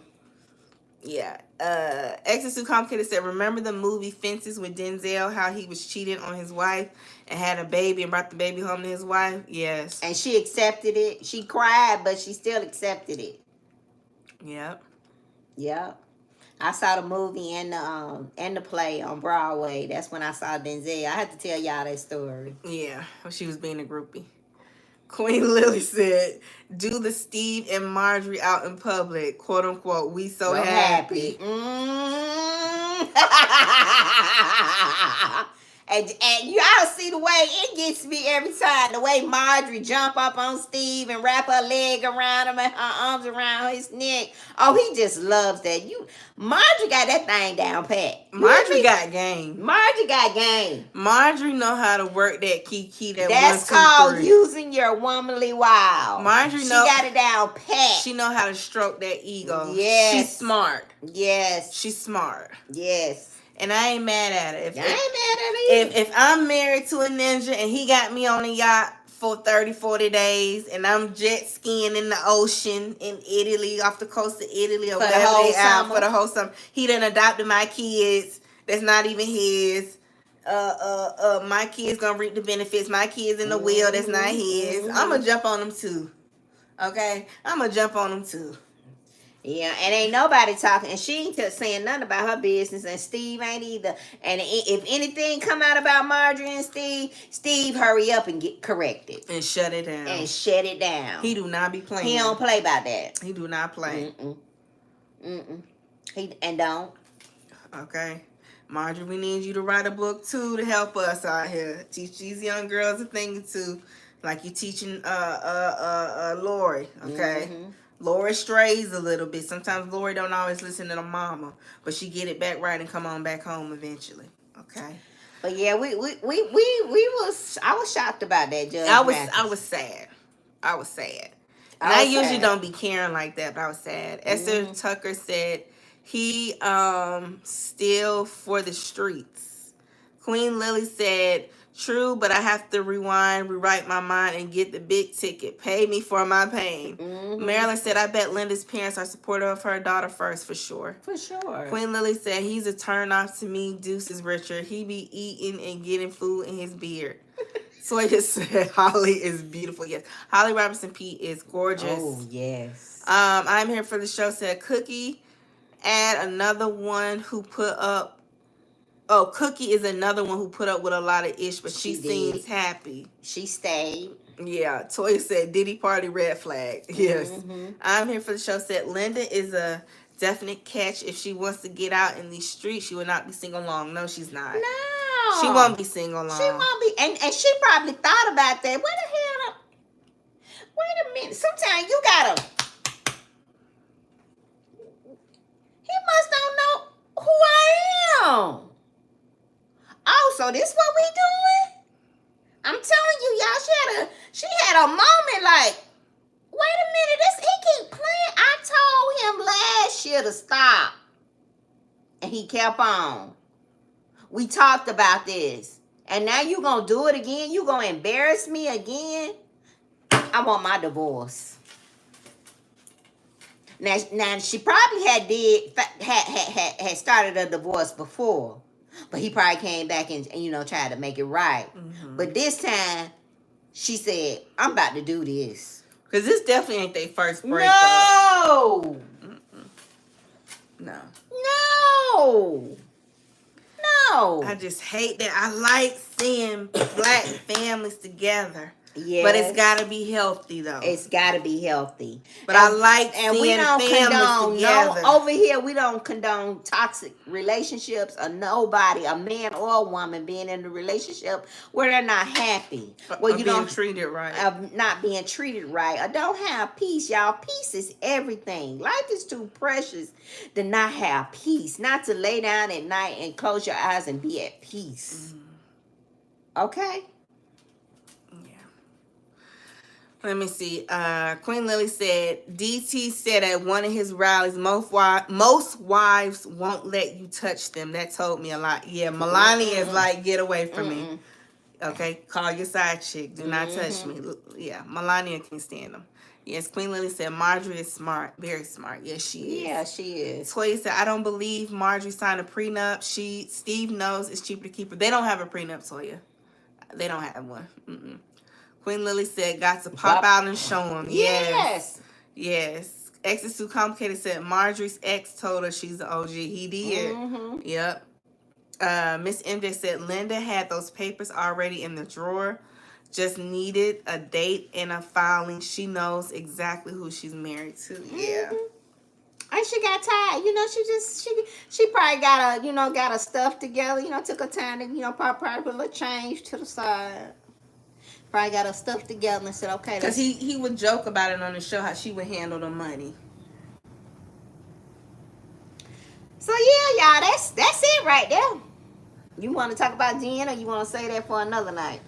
Let's go ahead and talk about y'all. Okay, we're going to do this last thing. We're going to get on out of here. We ain't gonna hold y'all long. We know it's Saturday night. It's Saturday night. People got stuff to do. I know some of y'all driving. Y'all drive safely. Y'all listening to us. Y'all cooking. Y'all out with y'all men. Y'all out with y'all girls. We appreciate y'all listening to us. We appreciate everybody that's going to come back and watch the replay game. Do us a favor. Double tap the screen to like this video. In the upper right-hand corner, there are 3 dots. Please hit the like button. If you're watching the replay down below, please hit the like button. It helps boost our engagement and pushes us in the algorithm, and it's free to do so. We would greatly appreciate it if you please like, and share. Okay. Let's go ahead and talk about. Hey, Rasta and Vine. He said, hello, my beautiful brown skins. Just curious, Sam and Fifi, what is your opinion when a man files first for lesson purposes? When a man files first, it's more than likely he got him somebody else. Why can't he be fed up? He got him somebody else. I think, okay, that's her opinion, Rasta. I think that maybe the man is fed up. Because, men could be tired too. Men will be tired, but they'll still have somebody else. He got him somebody else. What if he don't have somebody else? He just tired. And it ain't going to cost him nothing to get out the situation. It mean that it's going to be cut. They ain't got no assets. It's gonna be cut and dry when a man file first. But a man usually don't file first if he got something attached. If he got a house, or if they got property, or if they got the children and he gonna have to pay child support. A man think about the financial situation before he file first. Now, if he ain't got no financial situation or no attachment like that, or he know he gonna come out on top, he gonna file first. Now, that's just my opinion. He asked for it. Let's see what everybody's saying. Let me see.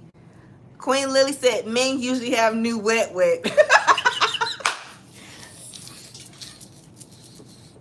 That's my queen right there. We know them. I'm here for the show, said preach, Fifi. Toya said I agree with Fifi. I'm here for the show, said I agree they got some new wet. I'm here for the show, said that.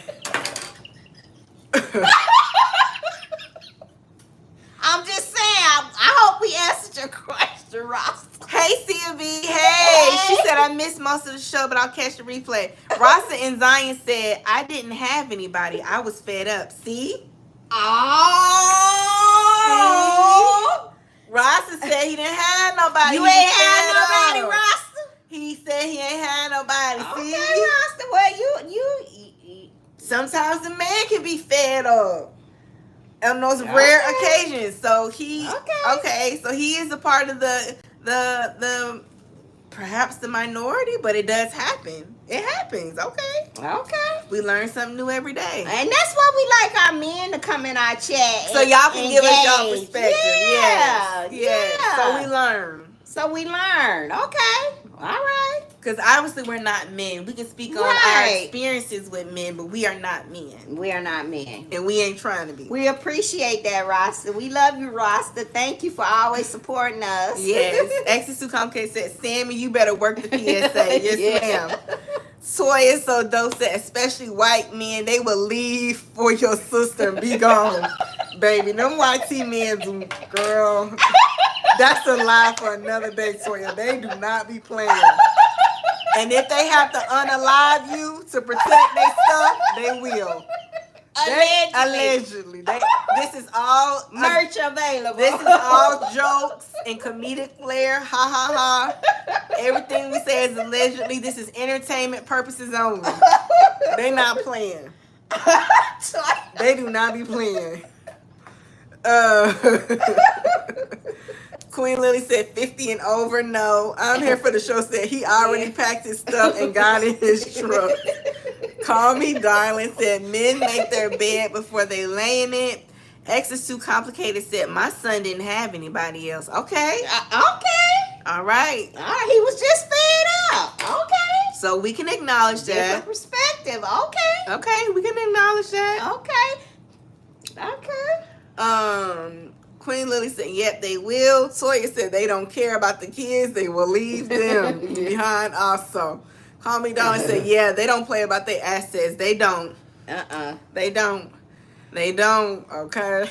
I done seen enough true crime and lifestyle movies to know them YT men ain't playing. You f*** around with them YT men that you finna take their house, their cars, and everything.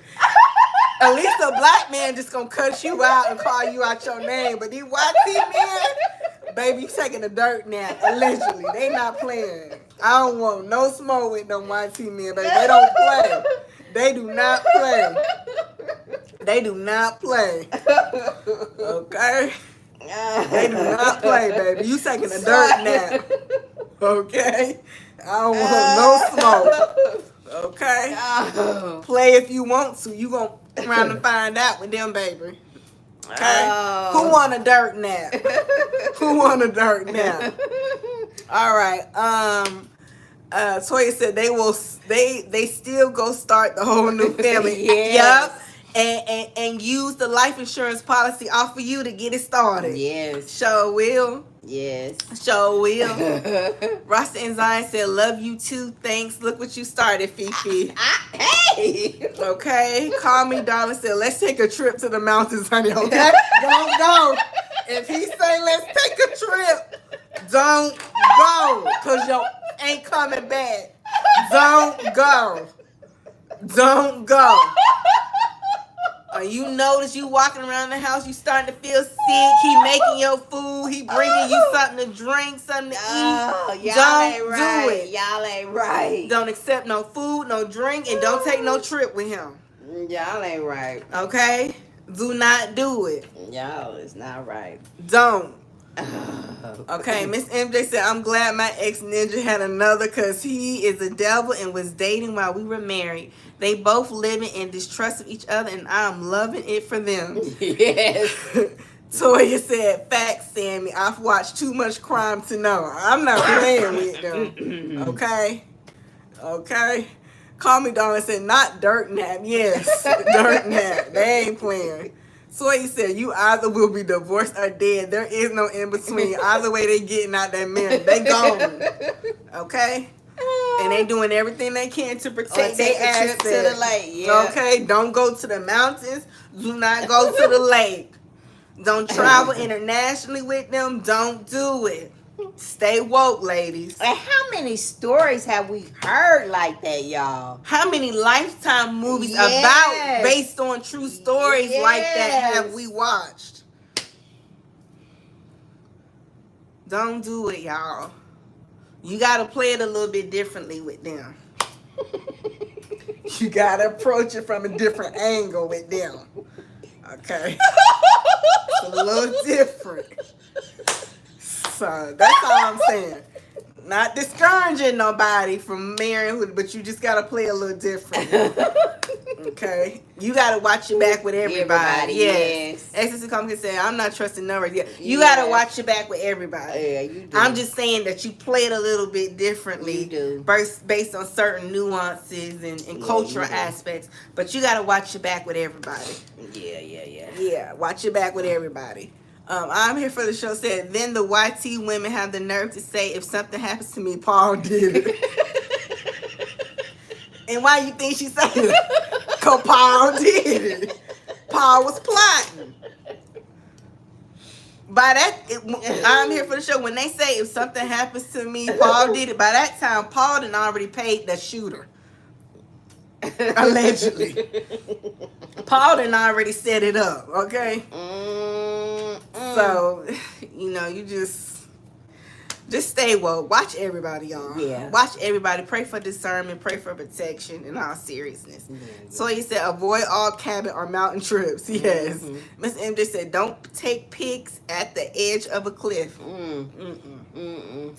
So, yeah. But, okay, so we learned tonight. Thank you, X is too complicated. Thank you, Rasta and Zion, that men can file for divorce too and be tired of it. So, Latar Diva said, look at the Eldon sons, watch the family. Okay. Hey, Glorious Love. Hey, Glorious Love. Up? Good to see you. Yes. So, okay. First time viewing. Hi, ladies. Hey, Layla. Welcome to the Dynamic Family. Yes. Okay, so we're going to go ahead and we talked about Shirley or Nesto. We talked about Sonya. We talked about Judge Mathis and Linda filing for divorce. I hate that so much. Let's go ahead and talk about Jennifer Williams and her fiance, Christian Gold, a.k.a. Christian Walden.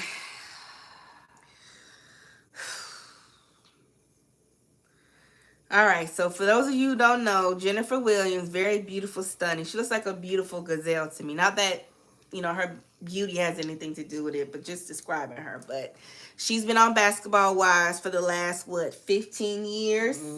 She was married to a basketball player. His name was Eric. I can't remember his last name, but he basically is a facially challenged man with a big knot on his forehead. Anyway, she was married to him for about 10 years. Obviously, she lived a great lifestyle with him. There was infidelity, mental, verbal abuse. On this show, when they were going through their divorce, you could see there was a scene where they were having a heated exchange, going back and forth with each other, and he threw a drink in her face on TV. Big, tall, facially challenged black man. Throw a drink in this woman's face. Now, to give you context, she didn't put her hands on him. Not that that's an excuse or makes any difference, but he did throw a drink in her face just because they were having a heated discussion about their separation, okay? So she was with him for about 10 years. They divorced. She healing on the show. She out ripping and running the street with Evelyn Lozada. We know how Evelyn get down. All right, so fast forward to that. She's dating different men in the entertainment industry, and she eventually ends up dating another reality TV star, Eric Williams. That was his name. I knew his first name, but I didn't know the last name. Thank you, Sonya. That was her husband, Eric Williams. So a couple of years went by. Later on, she ended up dating Tim Norman from Sweetie Pies. Y'all know Sweetie Pies, that family-owned soul food restaurant based in St. Louis, Missouri. She dated Tim.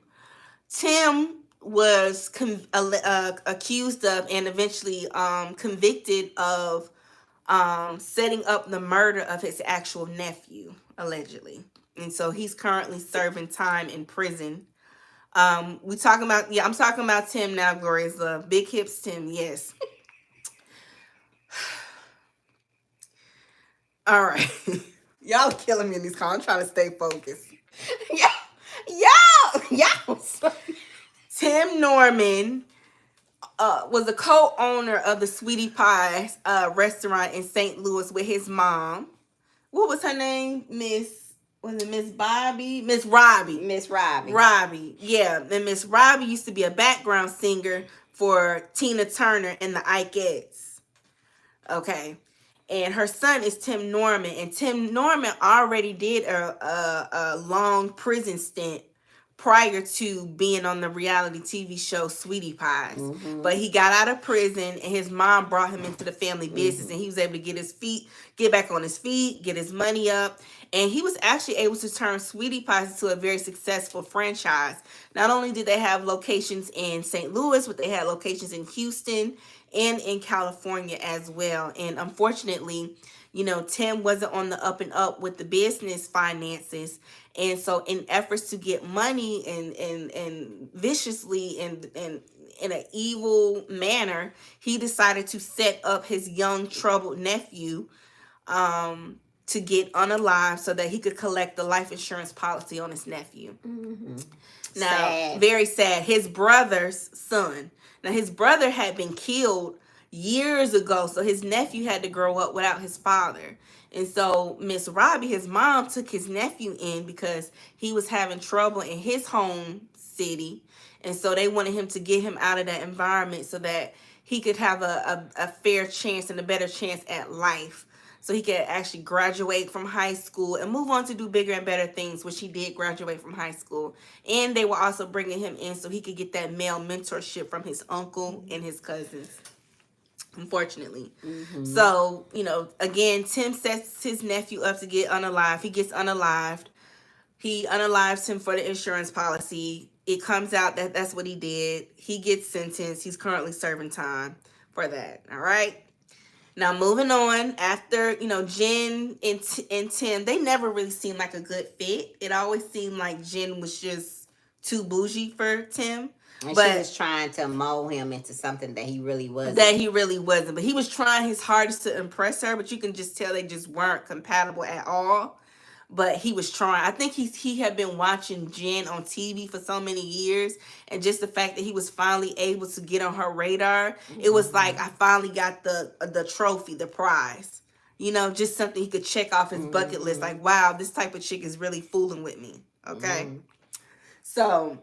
They dated. You could tell she didn't really like him, but Sweetie Pies was doing really good at that time, so he had a little bit of coins. Mm-hmm. All right, so they dated, and then eventually they fell out, and she ended up getting a restraining order on him. And I think he ended up getting a restraining order on her as well for stalking, harassment. Like, their relationship ended really, really bad. All right, so that ends with Tim. Then she starts dating these random dudes in LA, casually, blah, blah, blah, nothing too serious. And then she starts dating the gentleman that she knows now, Christian Gold, the 31-year-old, and Jen is 48. Okay. So we're going to bring you up to speed about this current guy that she's dating. Okay. So she met him here in that. Cisco. Okay. Do I need to read the comments before I go on? Let me see. We're just talking about the water, but somebody said she dated Cisco. I'm here for the show. I'm here for the show. No, the tea. She dated Cisco from Love and Hip Hop, the light-skinned dude from the Creep Squad. Peter and Stevie J and that Hispanic dude they used to hang with. She dated him too. Yes, I can't forget that. And yes, R. Kelly's ex-wife, Andrea Kelly, says she's been with Cisco for 11 years. Yeah. It's just a lot going on. R. Kelly ex-wife is another one that make you go, That's another slow but slick shawty. So we're gonna add her to the list too. And we can talk about her another time as well. Cause I'm sorry, Andrea Kelly. And I don't believe that she didn't know what was going on with R. Kelly, allegedly, and I'm gonna leave it at that. I think she knew a lot more than what she was letting on, but I'm gonna leave that alone. Anyway. So she starts dating the young man now. He's 31, Christian Gold. She's 48. They met here in Atlanta through a mutual friend.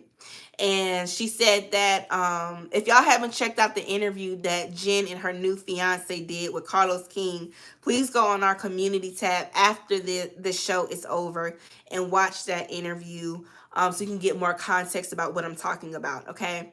So she started dating the young man. She met him through a mutual friend here in Atlanta. And she said that well, her and her fiance said during their interview with Carlos King, their reality king of TV, that when they initially met each other, there was no like love at first sight. You know, they were just, you know, meeting each other for the first time. They didn't really think too much of each other. But after their first meeting, they both text their mutual friend to ask about the other, like, hey, what's up with so and so?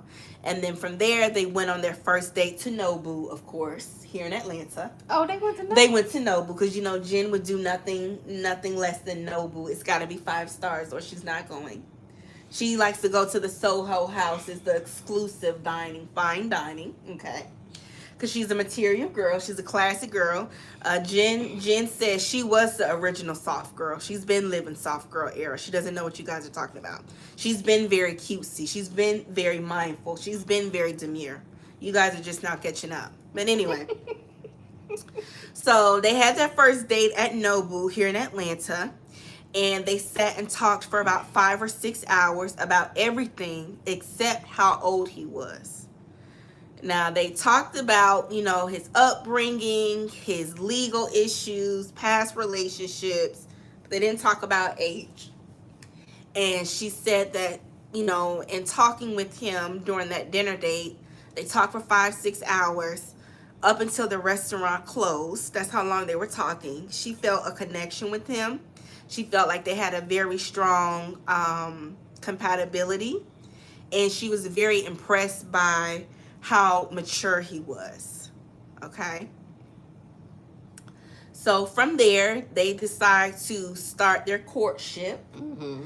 And basically, to sum it up, Jen has said that she believes that this is the most healthy and positive relationship she's ever been in. She said that this young man checks off her boxes. This is the man that she prayed for. She prayed to God to be with a man like him, and God has answered her prayers. And that when you know, you just know. And this is the love of her life. This is her best friend. And that she really appreciated that on their first date, he laid everything out to her about his legal issues. And that he was forthright and honest with her. And she said that basically that was very refreshing, and she appreciated it, and she respected it, and he let her know what was going on up front. She didn't go into this situation blindly. Now, one new thing that we did learn from this interview with Carlos King is that he doesn't have 2 children. He has 3 children. So it is 3. He has 3 kids. I thought he just had the 2-year-old and the 3-year-old, but he has 3 kids. Jen has none. Checks all her boxes. Queen Liddy said he checks her box more like that hot box smell leg. He put that young baby leg on her, Queen Lily, and she ain't been right since.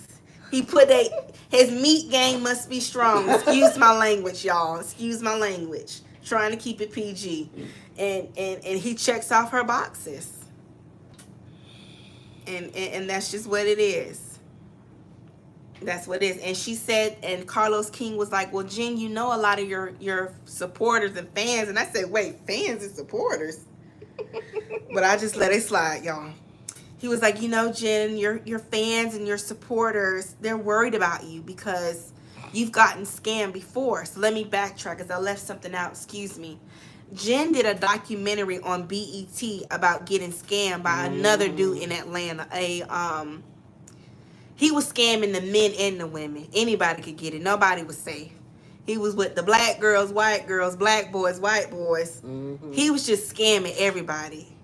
He was telling everybody that he loved them, the boys and the girls, to get their money. Mm-hmm. So she was dealing with a scammer here in Atlanta prior to Christian, who stole her luxury car, her Range Rover.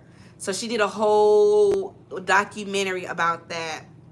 And in her coming forward and talking about this previous guy scamming her out of her car and money, she was able to connect with other victims. Mm-hmm. Okay, this guy was pretty much like a Tinder swindler. It kind of likened it to that to give you some context. Mm-hmm. So Jen has a history of dealing with, you know, men who are not on the up and up, who are very flashy, but they're dishonest about how they acquire their material possessions.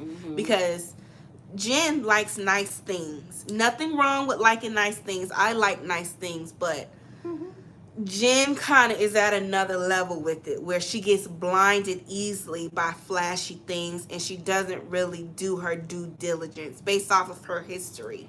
And she doesn't really ask those deep, hard questions. Like, as long as you can give her material things, that kind of pacifies her. It does. Mm-hmm. And so it's very easy for her to get caught up. And, you know, I say that to say, but I also want to give her grace. You know, she lost her mom a few years ago.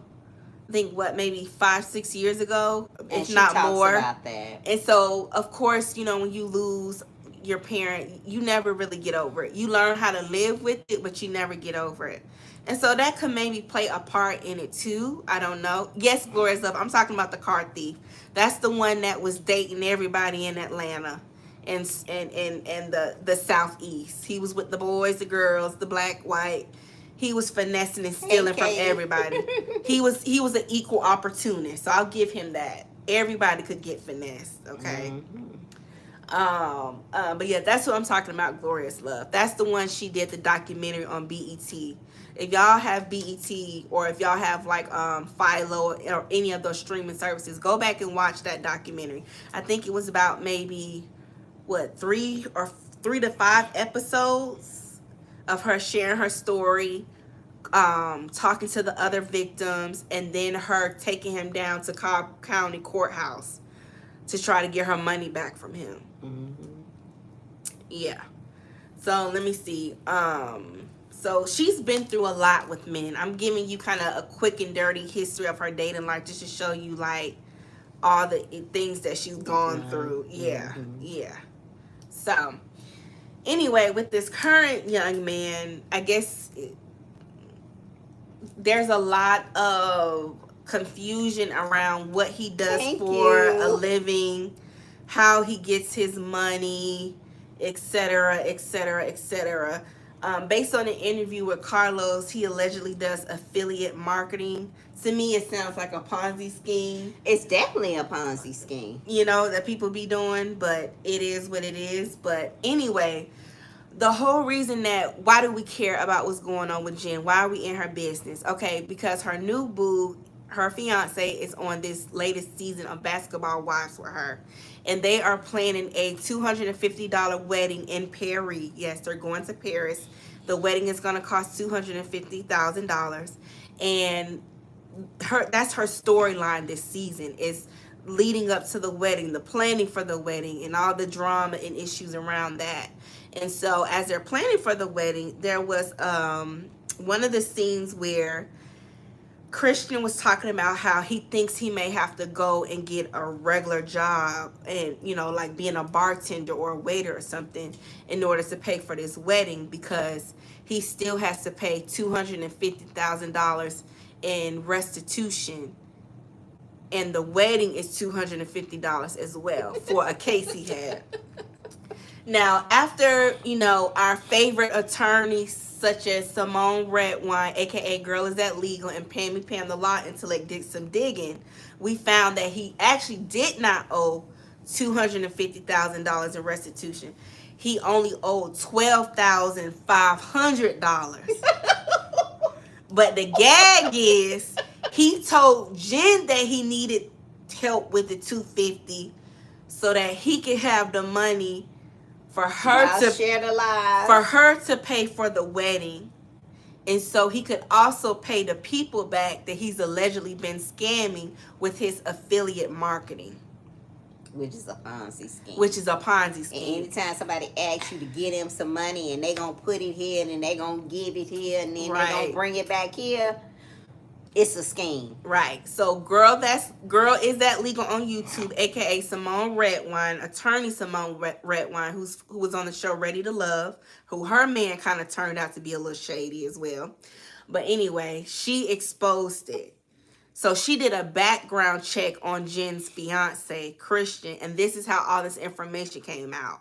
So when she did a background check and she did some digging and she confirmed that he actually had to pay back $12,500 and not $250,000, then that's when she started doing some digging about how he makes his money. And then that's when his alleged victims, who are claiming that they've been scammed by his affiliate marketing company, started to come out the woodworks. So, girl, is that legal, aka Simone? She did another live talking about Christian, where one of his victims came on the live and she talked about how she met Christian and how she started investing with him earlier this year, and how she explained how in order to get into investing with him, she had to put up an entry fee of $2,000. And how it would work is you invest $2,000 with him, and he would then give you a return of 2 to 3% each week. And so basically you give him your money and he helps you invest it in the stock market, excuse me. Because the reason that is because he's being looked at as a expert trader and investor. And so people are coming to him so that he can teach them how to trade and how to invest. And so that's why they were coming to him and giving him $2,000 initially to start investing. And so with his company, it's called the Gold Fund. He had, according to his alleged victim, she said that it was about 250 people that were a part of his email list. So that's $2,000 from 250 people each. You do the math, okay? And so another reason why people were freaking out about that is because, okay, people were adding it up because the math wasn't mathing, and they were able to deduce that, oh, so the money that he's getting from his affiliate marketing or trading company, that's the money he's using to fund his lifestyle and Jennifer's lifestyle. Yes. Because he's buying Jen diamonds. He bought Jen an AP, an Audemars Piguet. Okay. He's buying her luxury cars. He's paying her bills. He's taking her to Europe. She's going on shopping sprees. And he's using that money from those individuals who are quote unquote investing with him. Now we've seen Jen and him out, and Jen looks like money. And when she walked in where we were, you could tell, and he did too. You could tell, you could tell. Right. Right. Yeah. We've seen them in person around Atlanta at the movies. Yeah. Yeah. And the alleged victim was saying how it's supposed to work is she was told that each week, when you do things legitimately, when you invest with people, you're supposed to have like an account number. Like if you're investing in stocks or you're trading and you're under like a legitimate license insured really? investor, you're supposed to have an account number for your individualized account. But what Christian was doing was, when he would give people updates about their accounts, it would be like a vague email, and it would be like in screenshots. Scammer. Like it wouldn't be personalized. There would be like no Portfolio. personalized like identification information. Like nothing like with your account number or your name. It was just a very vague message to kind of give you an update about your portfolio. Yes, your account. And so that was another thing that kind of caused concerns. And then also, he's a felon. So he's not supposed to be doing any like trading on other people's behalf or investing. And he knew because that. he can't get insured. He's a convicted felon. Yes.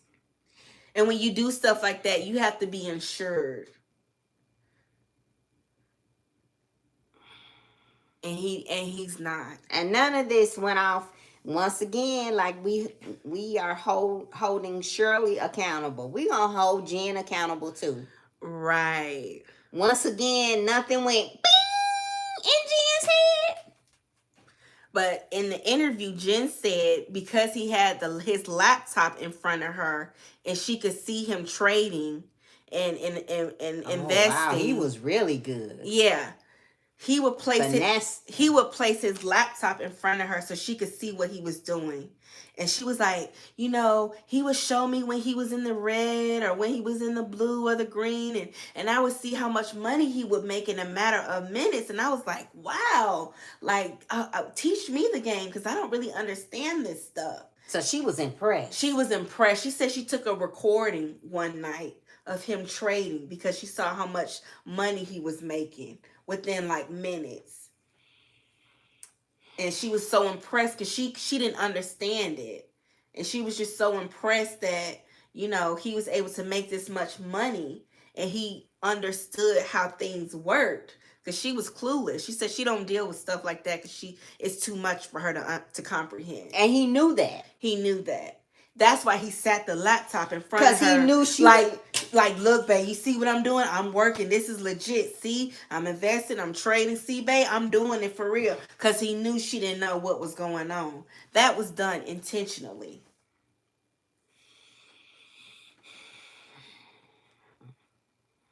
But he was showing her to make it seem like, look, babe, I'm being forthright with you. I'm showing everything that I'm doing. So, y'all, do we have compassion for Jen like Shirley?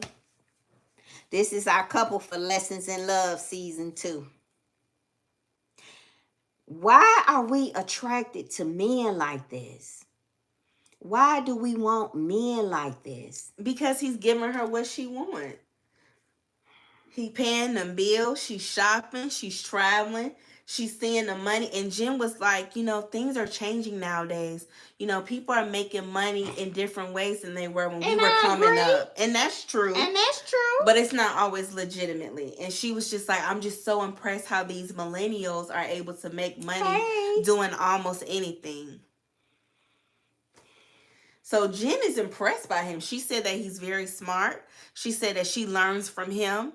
And she likes to think that he learns from her. And she's very impressed by his drive. And that, he was a young man that made a mistake. He went to jail when he was, he got in trouble when he was 19, but he didn't officially get sentenced until he was 21. And so the story is he got into a physical altercation. He got into a dispute with his girlfriend when he was 19. Allegedly. Merch available. Yes. Everything we say is allegedly. And they were living together, and she tried to leave the apartment, and he prevented her from doing so. So when the police were called, he got charged with false imprisonment because he didn't want her to leave. He wanted her to stay inside the apartment so she could calm down. They could talk things out. And what did the young lady do? And rectify things. And he said that because he wouldn't let her leave, she decided to jump off the fourth. They were on the 4th floor, I think. Mm-hmm. He said that the young lady jumped off of their balcony and broke both of her ankles and her back because she wanted to leave so bad. And he alleged that she may have done that because she was suicidal. And Jen didn't question that. She didn't question why did you keep her against her will? That's the reason why he went to jail, and that's the reason why he had to pay that $250K restitution. Exactly. She didn't jump for no reason. Now here's what really happened according to the court documents, and shout outs to Simone and shout outs to Pam and Pam because they both covered it. They both pulled up the transcripts. What happened was Christian was allegedly in an abusive he was abusing his girlfriend that he was living with. They had a domestic violent relationship. He was abusing the young lady and they were living together. And it was so bad that they had the police called to their apartment on multiple accounts because their neighbors could hear them fighting, yelling, screaming, and the girl being beat by Christian allegedly. Okay? Now, the ish hit the fan one night where it got so bad he was fighting the girl that she tried to leave. He wouldn't let her leave. He was trying to physically restrain her and prevent her from leaving, which is known as imprisonment, false imprisonment, right? Holding somebody against their will, that's false imprisonment. That's okay. So, because he would not let her leave and she was in fear of her life, she was afraid that he could potentially unalive her because he had physically abused her in previous arguments. She jumped off the balcony four floors up to get away, to get to safety. And in doing so, she broke both of her ankles and her back. And it was to the point where she was in a wheelchair for a few months and had to learn how to walk again. So that's where the accurate number, $12,500, comes in for her medical bills. And this is in court documents. This is court documents that you can pull up in DeKalb County, Georgia. And that's Jen what actually could happened. see this, and she didn't question that. That's the story the real story according to the court documents. They also went to trial for this incident because he didn't want to accept a plea. He wanted to try to fight the case, so they went to trial. But he had a history of abusing this young lady. In the court transcripts, the young lady said that his mom and his stepdad, they were aware that he was physically abusing her, but they didn't do anything about it. And this is a man that Jen wants to be with after knowing this. So the young lady, she alleged during the trial that their close family members knew that he was abusing her. It wasn't a secret. It was a pattern.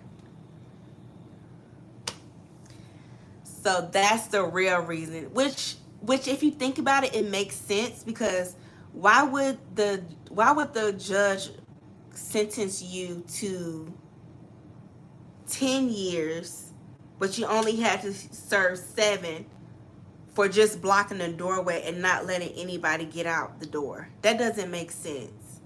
But when Christian was on Carlos King, he was like, oh, the judge just had it out for me. The cops just had it out for me. I'm a young black man in Georgia.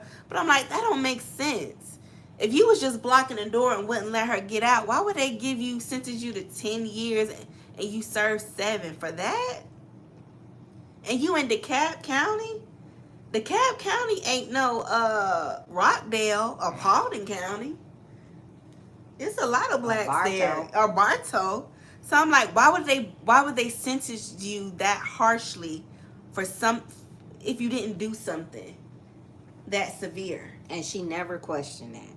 And I guess no light bulbs or red flags went off in Jen's head. But even listening to him explain what happened to Carlos, you could tell his story wasn't adding up. He left a lot out.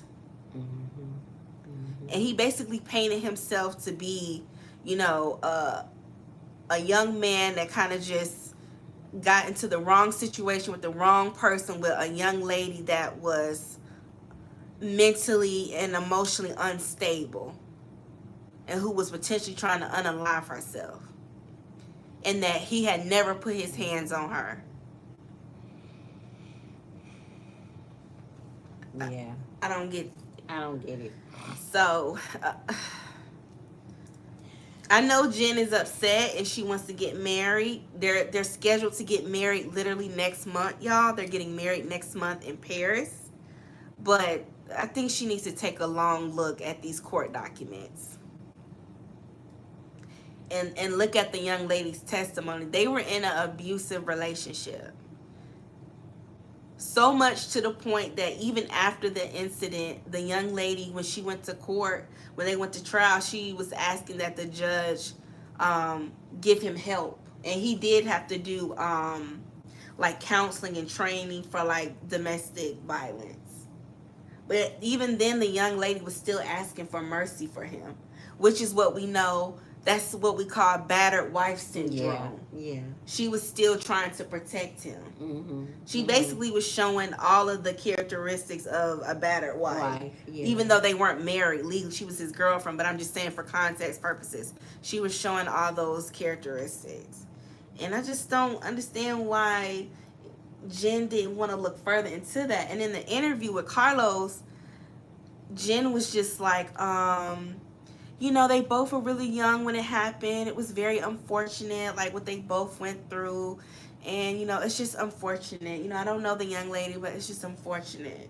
He has a warrant out for his arrest? Yes, it's all D, but he has a warrant out for his arrest because he's still on probation and he's not allowed to leave the state of Georgia without permission. And he's been traveling to Europe and he's been traveling to California without permission from his PO. So he does have a warrant out for his arrest now. And the alleged victim who is accusing him of scamming her, she is also looking into taking legal action against him as well. Going back to that part of the story that Simone interviewed on her channel, she says she gave a little under $20K to invest with Christian. Mm-hmm. And she said that if Christian can just give her money back, she may consider not going through with the charges. But she says she's tried to DM, call, text, email Christian about her money. That money gone. She hasn't heard from him. So it looks like he'll probably have some more trouble coming from his business.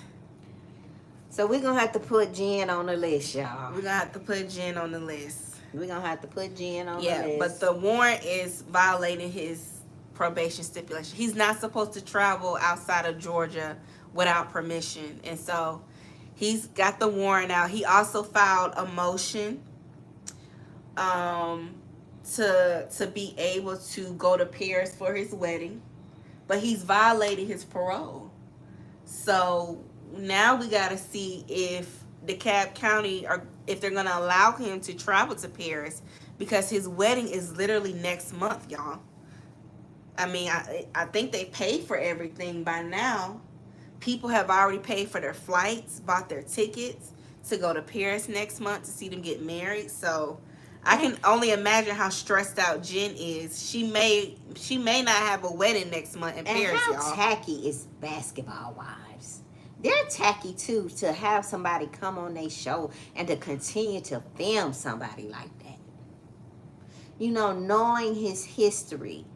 I don't think they knew. And another thing, in order to be on Basketball Wives, it's alleged that you have to have a love interest, or you're not really deemed as desirable for filming. You have to have some love interest.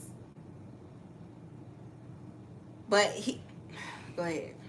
It's just sad how we as women let society pressure us into thinking that we got to have some man, a piece of man, that we got this Betty Wright mentality.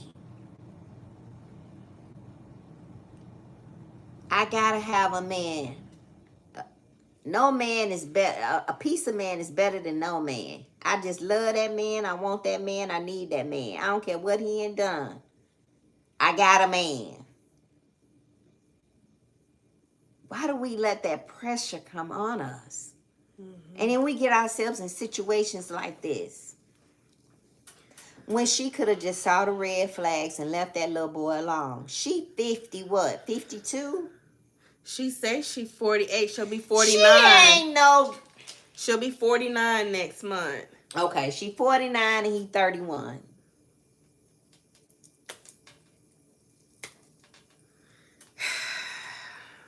Come on, y'all.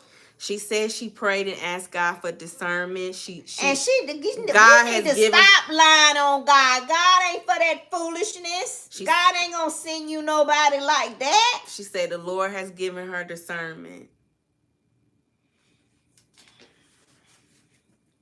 I don't know. Jen, I don't know. You've been held accountable over here in Lessons in Love Season 2. She 50 in line. Yes. She 50. And she should know better. I don't care. I know we go through things in life, y'all, as women. We go through some stuff. We do. We do. We really do. And I know we want somebody to ride this thing called life out with. But we ain't got to get all down in the mud with the pigs to get a man. We ain't got to do it.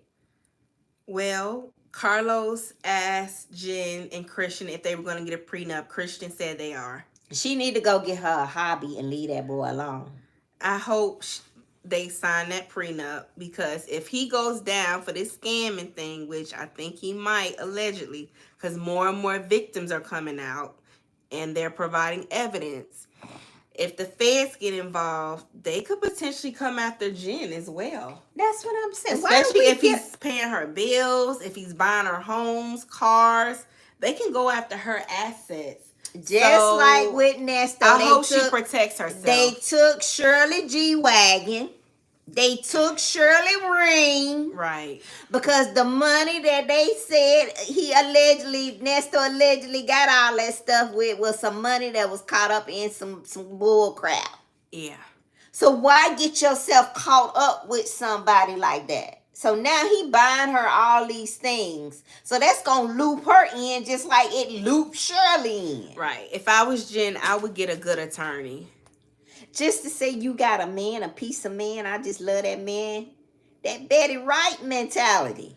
And he's supposed to get off parole next year, but if things don't go according to plan, he may have to go back to jail. You a 50-year-old woman, and you running around with a 31-year-old man that's on parole. Y'all can't even go across the state line without getting permission. He can't. That's why he in trouble now. And then the victims are coming out with the business. Yes, Miss MJ, he took the website down. And he also went back and sent everybody on his email list. It's 250 people. He sent them a document basically wanting them to sign and acknowledge that he's not a insured trader, and that he want to send out disclaimers. Basically, he's sending out a disclaimer to cover himself. After the fact, like if you're working with me, you know that I'm not insured, I'm not licensed and bonded. Like you're basically working and invested with me at your own risk. Y'all, if it looked like a scam, everybody know how Ponzi schemes work. They've been around for years. But he's done that since Simone did the background check on him. He sent that out to everybody to try to cover himself. And like Miss MJ said, he took down his website. So I think he's scared, y'all. And he knows something is finna happen. Yeah. Now, Jen, this is your opportunity to run. Run, Cletus, run. Yeah. This is your time to exit. To leave. And he's saying he worth $6 million. He ain't worth of whose money he ain't stole. Allegedly. It took him a long time to answer that when Carlos asked him his messy self. But he said he worth $6 million. He said that him and Jen are going to get a prenup. He said that when they get married, Jen is going to handle the finances. Y'all, just because it glitter doesn't mean that it's gold. Everything that's shiny, it new and good. Okay? Come on, y'all. I know Lessons in Love. Y'all stop picking up this trash and talking about this my man. And then you get yourself in situations you can't get out of. Then you be down there, gotta be a witness like Shirley on the list. Well, Jen just think we all painted him out to be something that he's not. He's a young black man that made a mistake. It's tough for young black men in Georgia with the legal system. I know a lot of successful young black men. I know a lot of successful young black men. She feel like we going too hard on her man. Nah, it's tough for a young black man who try to get money the easy way and not work for it. Yeah, it's gonna be tough on you if you try to take a shortcut and get to the money. Yeah, it's gonna be real tough. And he said that it's gonna be consequences. And he said that he doesn't really have a job. He has a skill. Yeah, scamming of people allegedly. That's a skill set now. Allegedly, he told Carlos that he makes. Is that a soft skill or a hard skill? Is that a black job or a white job?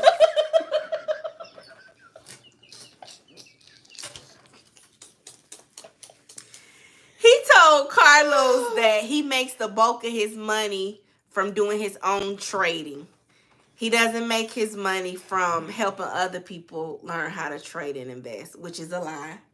Because if you got 200, if you got 250 people that you're working with, and they each give you $2,000 a piece just to start investing or start working with you, you can't tell me you're not using that money to fund your lifestyle. And that's how it works. It's a tier, and people just keep giving money. And then the person who starts it runs off with the pot. Come on, y'all. You ain't thinking. And then people not getting their money. And nowadays, we're in a time where you can find out how to invest for yourself. We just lazy. Yeah. And the young lady said, she was like, I thought I did my due diligence. I looked up his website on the Better Business Bureau. And I thought he was legit.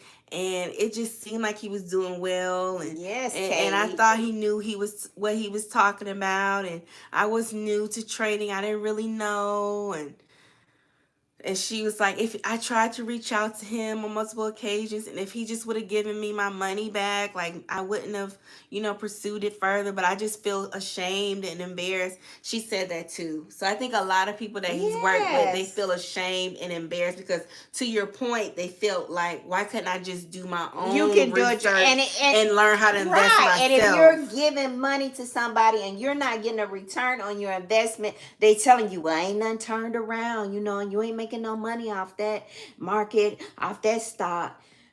That's a red flag. Right. And he was saying that when he makes people money, they love him. But when he loses money, like $20, they hate him.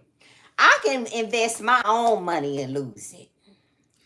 All you gotta do is get on this good old YouTube, and you can learn. Go to Barnes and Noble or your local bookstore and buy books. We are so lazy now and so spoiled. Yeah.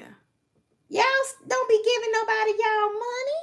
Y'all hard-earned money. That young lady gave him $20,000. I guarantee you she took it out of her 401k. She said she gave him a little under $20K in total. Yes, I'm sure she took it out somewhere where she had a nice pot of savings. And that's what he said too, Ma. He said that people come to him because, they're looking at their savings account, their high yield accounts, their 401k, and they're not able to maximize or make as much money keep y'all as money they in your want. 401ks and your pension. Don't be out here in these Ponzi schemes giving these folk y'all money. Right. And he said because they're not able to generate or multiply their money in the way they would want to with those avenues, that's another reason why they come to him. Mm-hmm. So that's a good point. Let me see. Katie said, funny as heck, y'all have me dying. The Tall Diva said he's using his pretty privilege. I bet most of those investors are women. I was thinking that too, the Tall Diva. That's a good point. Because he looks like a Temu Chris Brown. Okay?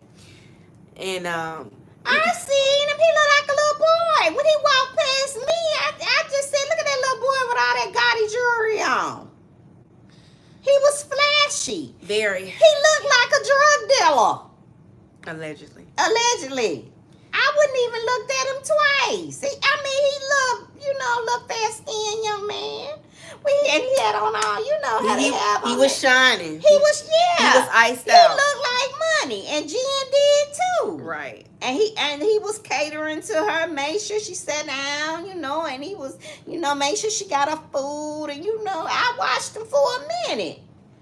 But he's as a gentleman. Mature woman. And that's what she said she liked. He's a gentleman. He looked like he could be my son or my grandson. Not son. And that's what Jen said. She said his mom did a great job raising him because he's And a gentleman. he made sure she got her food. I think he even ordered her food, and he was attentive to her the whole time they were there. But I mean, he just looked like a little. I mean, you look like a little young man you see in these ATL streets all the time. All the time. All the time. Yep. Down at the Lenox Mall. Yeah, or the Phipps. Or the Phipps. Yeah. No big deal. You see him like that all the time. Yep. And she got caught up with one on some, as my daddy used to say, on a damn humbug. And like I said, he's attractive, and I would bet to say most of his investors were probably women as well. They probably was. Because this young lady, she was a woman, and she sounded like a fairly young woman, and maybe that's why she was willing to work with him, and willing to give him a chance and not go to the authorities had he just called her back. Because she was like, if he would just respond to me and reach back out to me and call me back and give me my money back, I would consider not going to the authorities. And maybe that is because she probably found him attractive. And we know that in societies, when we find people who are attractive, we tend to trust them more, and we tend to give them the benefit of the doubt more than we do people who we find to be unattractive. And there's been multiple studies on that. Looking at it from a psychological sociologist standpoint, the sociology of it. But so we holding Jen accountable. She should know better. She said she prayed and asked God for discernment. She got discernment. That's a bunch of bull. Let me see. Sanders Orange 23 said, heck no. Queen Lily said, he's a walking red flag. He's a whole warehouse of red flags. Yes. Sanders Orange 23 said, yes, Queen Lily. He's a walking red flag. He looks bisexual from the head to the toe. They said that about him too. Yeah. Carlos said he liked him. He said he a good guy. Carlos King like everybody. Carlos like everybody. Carlos is a mess. He like everybody, child. Miss MJ say he didn't have on the $3.8 million watch. No, and I think he just took a picture of that watch in the store or something. I don't think he really owns that watch, because if you are able to afford a $3.8 million watch, why are you joking about having to get a regular job as a bartender in order to pay $250K for your wedding? The math ain't math. But they did pull up in the parking lot in a Bentley, though. But you can rent them, though. They did pull up in that parking lot in a Bentley. They did. A Bentley truck. But that's not unusual here in Atlanta. You see that. You can go down Peachtree and see people in Bentley. So. But Atlanta is full of finessers, and people be capping. You have to be careful in Atlanta, because you can think you dealing with a rich, and you really not. You really got to do your due diligence in Atlanta, because you'll get caught up. Especially if you talking about he an entrepreneur. You got to do your due diligence in Atlanta, because they know how to make it look real good on the outside. And on the inside, it don't be hitting on what you think it is. You have to be careful. It's so easy to get finesse in Atlanta. You thinking you didn't hit the jackpot and you didn't caught you one, only to find out that's not quite the case. So you have to be careful in Atlanta. You have to, anywhere really, but you have to be careful. Saudi said, not Timu, Chris Brown. Yes. Queen Lily said, Jen's watch may be fake, knockoff, a young Nesto. Katie said, that's what I thought. The Saudi said, could be one of Nesto's kids. He could be. That's the way he moving. He's scamming other women allegedly to take care of his main chick. Yes. Katie said, just me, but again, I'm 47. He looked like a baby. I would not have entertained that BS. So she can order a person assistant, then she can't get her own food and leave that baby alone. Queen Lily said, amen, he does look bi. Carlos can tell that boy is bi, allegedly. I'm here for the show said Nesto had a Bentley. Yeah. Glorious Love said, shucks, Nesto was in the Bentley. Yeah. Y'all know the glory. I'm here for the show. You in Atlanta, and Queen Lily, y'all, we see Bentleys around here all the time. All the time. And there are some people who really do well for themselves in Atlanta. But then there are also people who be faking it. So you just have to know how to spot the real from the fake. But there are just so we're clear, there are young, successful black men in Atlanta that's getting to it. They are. Yes. There are. There are. Very successful. And legit. Legit. There are young black men in Atlanta that are legit, like legitimately getting to it, and salute to them. Mm-hmm. But I don't know about this one. Queen Lily said 7 years in prison. He is bi. Y'all will not get off this bi thing. Lord have mercy. Allegedly. She like, that's, hey, I don't know. That's what that's her man. So many red flags, Jen. Miss M just said, yes, they are a dime a dozen. All the exotic cars, yes. Mm-hmm. Katie said, oh, yes, for sure, on the up and up. Yes, of course. Queen Lily said, the real successful men are not flashy. They're usually not. Yes, they're usually not. You don't even know. That is so true. They're usually low-key with it. Yes. And you don't really find out until you, get to know them more. Because of that very reason. Mm-hmm. They want to be mindful of, the type of attention they are attracting. Mm-hmm. They're usually low-key. Mm-hmm. The more low-key they are, is usually the more money they got in real life. Mm-hmm. They're not, rich or hood rich. They're, wealthy. Yeah. So. But, I don't know. I just think she likes beautiful things, like Shirley. She likes the flashy look. Hey, Ebony. So it's hard. This will make her second Atlanta scammer. She didn't learn from the first two. Oh, tell her happy birthday. So I don't know. Happy birthday to your daughter, Ebony. She's a Virgo. Shout out to all the Virgos. She went on a cruise. That's fun. The way to jump it off. Yes. Happy birthday to her, Ebony. Ross and Zion said, discernment correction from previous comment. No worries. Katie said, this is so true. Petty Wine said, love your glasses. Thank you. Yeah, so I think it's the flashiness that's getting her caught up. Yeah. Joshua, welcome to the dynamic family. And Carlos asked her, he was like, how important is money? And she was like, money is important. She was like, I'm just more so concerned about stability, that's all. But then on the show, she told him, I don't do broke. I can't do broke. She was like, how else is he going to be able to buy me a Kelly bag? Which, if y'all don't know, a Kelly bag, they're usually worth around $50K starting off the top. So, Jen is used to living a certain lifestyle. Somebody said her parents in the comments. Somebody said she came from wealth. Her parents. Her dad was well off, yes. And she was from New York. But allegedly they said her dad was involved in some illegal activities. He was a businessman that kind of had some not so legal business dealings from time to time. We talked her about dad that. Was incarcerated. We talked about that in our allegedly our videos, the DNA and the pathology. It determines our future. We have talked about that in our videos. When we start to break down the dynamics of lessons in love and what these women go through in these relationships, how it goes back to their DNA and their pathology. And there you go. Right. So I get it. Growing up, her dad was successful. He dressed well. Her mom dressed well. She dressed well. He did very well for himself. But some of his business dealings weren't always legit, allegedly. Hence him having to do some jail time. So, I could see why she's attracted to a certain type of man. That's her lifestyle. Y'all remember when she told Tammy Roman she had never seen a food stamp? Yeah. She had a great upbringing financially. Makes sense, yes, like Sonya. Yes. Yes, y'all see how...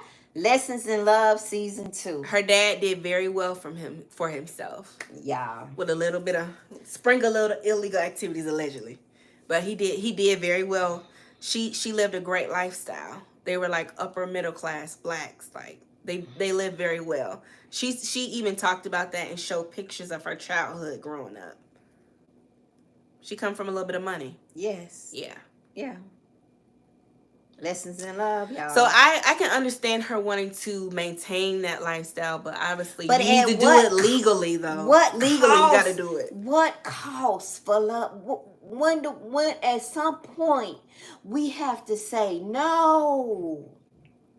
Just because I grew up seeing a certain thing or I had a certain thing and I know it wasn't right, why would I do the same thing as an adult when I know it was wrong?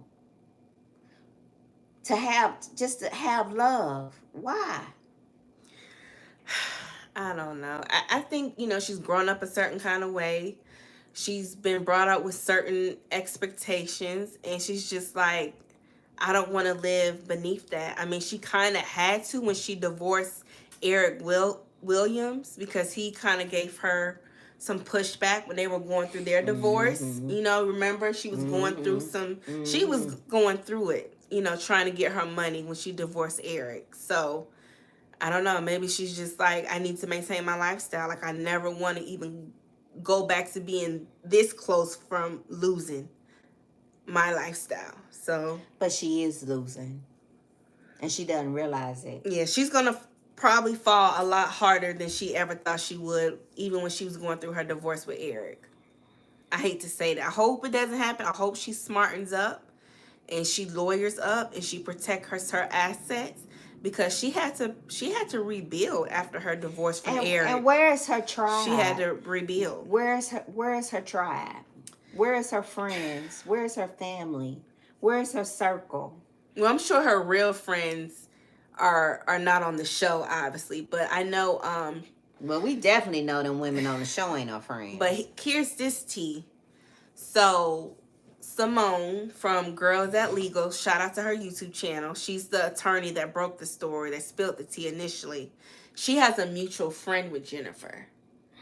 And she talked about how their mutual friend reached out to her and told her that Jen was pissed and she didn't know why she was doing this live, and basically trying to tell her, like, can you lay off? Jen is pissed. Like, she's upset. So I guess to your point about her friends, they're reaching out to Simone now. They're mutual friends to see if, Simone could potentially lay off, but she ain't. Well, that's too late now. It's too late now. And it's gotten so serious that Christian's auntie is DMing Simone, telling her, why are you coming after this young black man? He made a mistake when he was young. Why are you so concerned about Christian and Jen's relationship? It's weird. Like, what are you doing? Leave my nephew alone. Yes.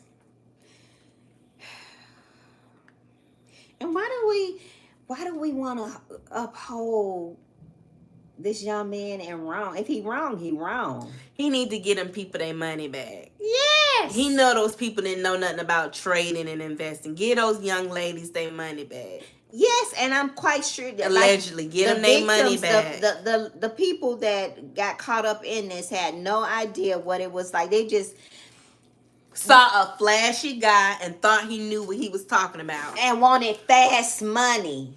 And they got caught up. That's exactly what happened. I'm sure it wasn't. I hope it wasn't no seasoned OGs, no mature people. I hope it was not any Gen X. They got caught up in this foolishness. I'm just gonna say maybe it was some Gen Zs. You think it was some millennials? Probably some millennials and some Gen Zs that got caught up in it. Because he surely didn't get a Gen X. Because we know better. Ponzi schemes been around forever. Well, Jen is a Gen X. She is. Jennifer Williams is a Gen X. And he got her. And I'm disappointed in her. I'm disappointed in Jen. Because as a Gen X, she need to know better. Jen say she good. Y'all worried about nothing. She pray for discernment. This the love of her life. He check off all her boxes. Leave her and her man alone. She don't like the narrative that's being painted. Gen X, we gonna have to pray for Jen. We got a Gen X down. Now, what's gonna happen if the ish hit the fan and he get physical with her? Oh, I don't want to think about that. She gonna see why that girl jumped off that balcony 4 stories. I hate to say it, but I don't think that's something you should play with. And then she gonna be crying. And then she gonna want us to feel sorry for her. And then she gonna be doing a video on DV saying how she didn't know he would do that to her. She gonna do another documentary. And I don't know. When it's all on black and white in the court documents, his behavior. She needs to lawyer up. If and it stop is playing. a duck, if it quack like a duck, it's a duck, y'all. She needs to lawyer up and stop playing. Lawyer up, Jen, and stop playing. A few millennials, Gen Zs, and a drop or two to of Gen X. Glorious Love said Gen X invented the Ponzi scheme. Yes! Yes, Glorious Love! Yes! That's what I'm talking about! Yes! It's been around forever. Anytime you hear a nigga talking about, well, you give me $2, and then I'm going to take this $2 and put it right here, and then somebody else going to give me $2, and we going to build this pot, and then when it pay out, I'm going to give you so-and-so, and I'm going to get them so-and-so, and then I'm going to keep, and we all... She need to get out while she ahead. It's a Ponzi scheme, y'all. They been around forever. Jen need to get out while she ahead. Get out while you ahead before the feds start really looking at him. Yes. Get out, Jen, while you still can. Yes. Because we know he taking care of her. She likes a provider. Yes, I'm here for the show. Yes. She works so Gen hard. X, we know about it. It's been around forever. Forever. Hey, fly girl, la la. And now these little Gen Zs putting a little flash on it. They putting a little bling bling on Ponzi schemes, making it sound more like beneficial, like you gonna get more out of it. And basically in his interview with Carlos, he was basically presenting himself as a man that wants to help and teach other people how to trade and invest so they can have that financial freedom. He's trying to help people, not take from them. He's trying to help them. So he basically is making himself look like the male Mother Teresa. So I don't know, y'all. The interview that he did with Carlos King, I think if anything, it made it worse. Pyramid. That was the other name. Yes. Yeah. Remember back in the day when it first came out? Yes. And ain't nobody got no money. So when Samantha was explaining it to me, I said, "That's a damn Ponzi scheme. He been doing Ponzi scheme." yeah. But he making it sound like, I'm gonna help you come up. Yeah, he basically saying you're not getting anything out of these high yield savings account. You're not getting anything out of these 401k, right? So let me take your money and show you how to invest, show you how to trade, so you can really grow your money. Why do I need to give you my money, Ninja, when I can go on Google and folk can show me? I can go down. Why? And he said that. He said people always accuse me of being a scammer. He said they do the same thing to Stormy. Why can't I go down there to Wellington, Merrill Lynch? And we know Stormy allegedly. We're gonna leave that alone. We're gonna leave her alone. But he said the same way y'all accuse Stormy of allegedly being a scammer, y'all doing him the same way, and they doing the same thing, similar things. And that he's just trying to help people. He said he used to work in corporate America for AT&T. How you that young working in corporate America for AT&T? Are you like a mail carrier, an assistant? How what long are you was doing he working in for corporate? AT&T? He said he was working for a few years. I think that's where he allegedly met the girlfriend that he was abusing. All right, y'all. Y'all keep y'all money. And he said he left corporate America because even though he was making six figures working for AT&T, he wanted to start his own path. You got to be working for AT&T for years to make that kind of money over there. AT&T. He said he was making six figures. Some type of big time executive. And it's hard as hell to get over there at AT&T and get in one of them executive positions. Because we know who got them on lockdown. I'm just telling you what he told me. Let me see. Queen Lily said he and that ex-girlfriend worked at Aldo. He is a liar. What? Queen, he said he was at AT&T. I know he was lying when he said AT&T. Because, baby, I know how it is to get get an AT&T. I know how AT&T move. Come through with the T, Queen Lily, because baby, he definitely said he was in corporate at AT&T.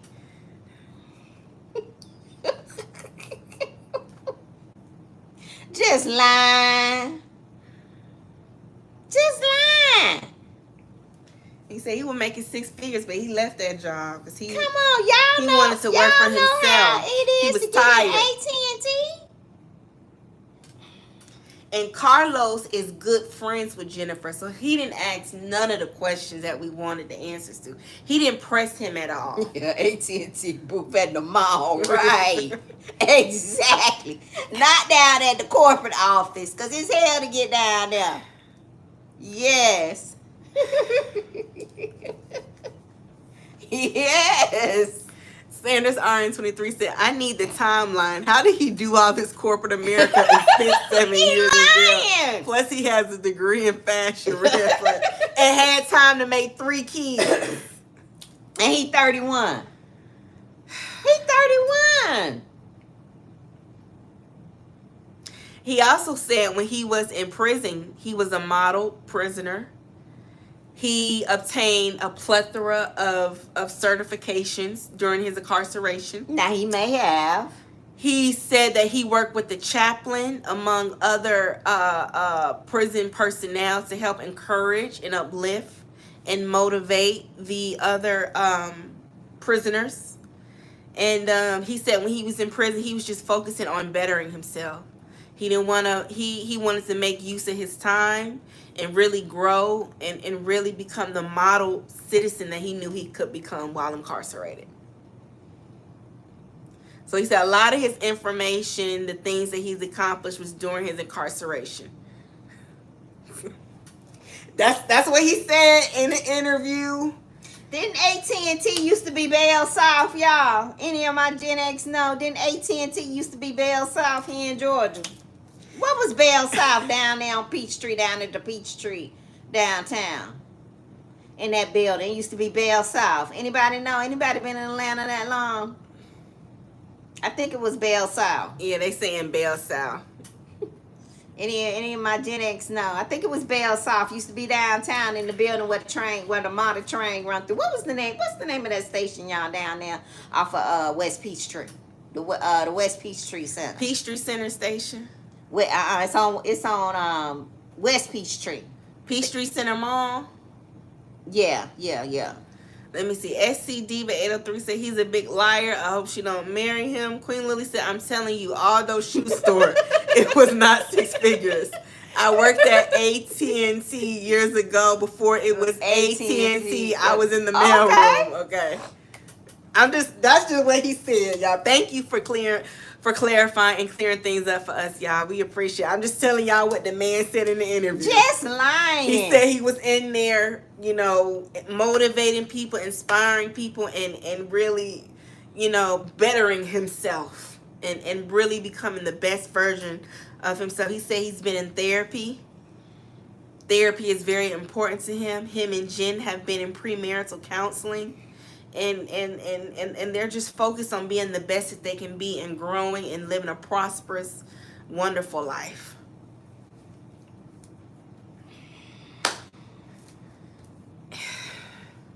Miss MJ said, stop, model prisoner. That's what he said.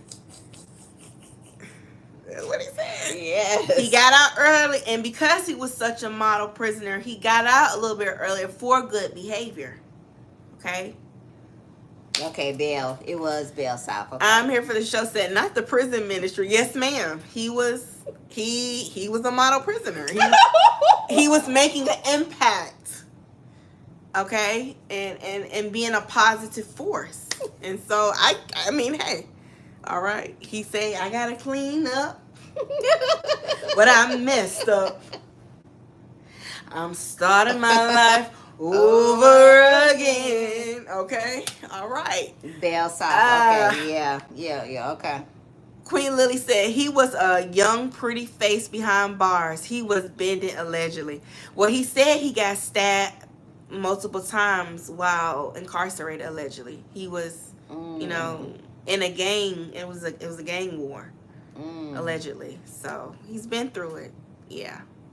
Yeah, Miss MJ said yes, it did. Bell South. Queen Lily said yeah, I worked there when it was Bell South. Bell South. Okay. Yeah. AT&T used to be Bell South. Let me see. And people worked there for years. I know people that retired from there. They worked there for years. Yeah. People never left Bell South. Yeah, Queen Lily said he was better in those. Lord have mercy. He said he was in that fight. Southern Bell. It was called. He Southern said Bell. he had to protect himself. At one point, he was in a gang war. So Okay. I don't know. Okay. Miss MJ said, who gave them premarital counseling? Nesto. He said they've done counseling. He said counseling therapy that's very important to him. Sanders RN23 said therapy equal meeting with probation officer. Y'all are terrible. I'm just telling you what the man told Carlos, y'all. I didn't link the interview if y'all care to watch it. Carlos saw through the bullshit. He did. Carlos was like, Carlos saw through the bullshit. Carlos is messy. And he making it like he Jen friend. Carlos is messy. Carlos know it's not gonna work. Carlos saw through that bullshit. He did. Y'all, if we could see it, and we smart over here. Our dynamic family, we some smart people. Now we ain't figure this out. Why Jen can't see all this?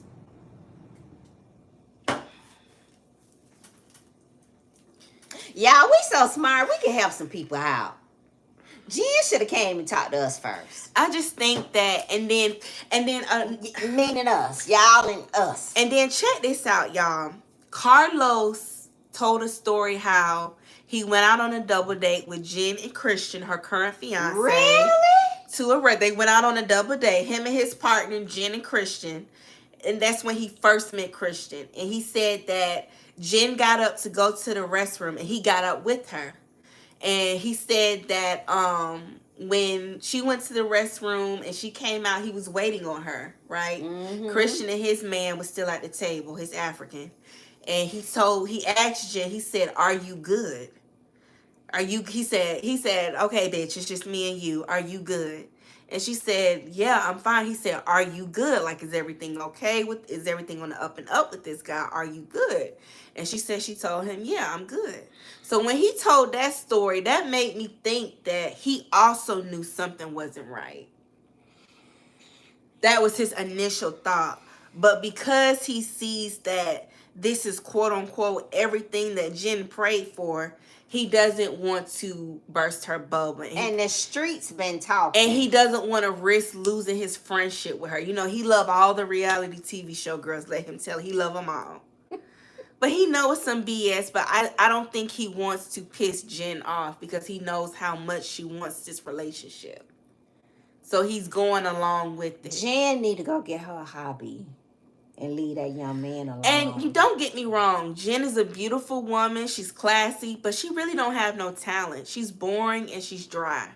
She can dress aunties. She can dress her. She can dress her butt off. She's beautiful. She's fly. She's stunning. But she's boring and she has a dry personality. She's boring and she's dry. And this is the most interesting drama and interest people have had in her since Tim and since Eric. And the scammer dude in Atlanta, the bisexual scammer dude. But she don't see the pattern. She don't see how the familiar spirits are connecting. This spirit is connecting with that spirit.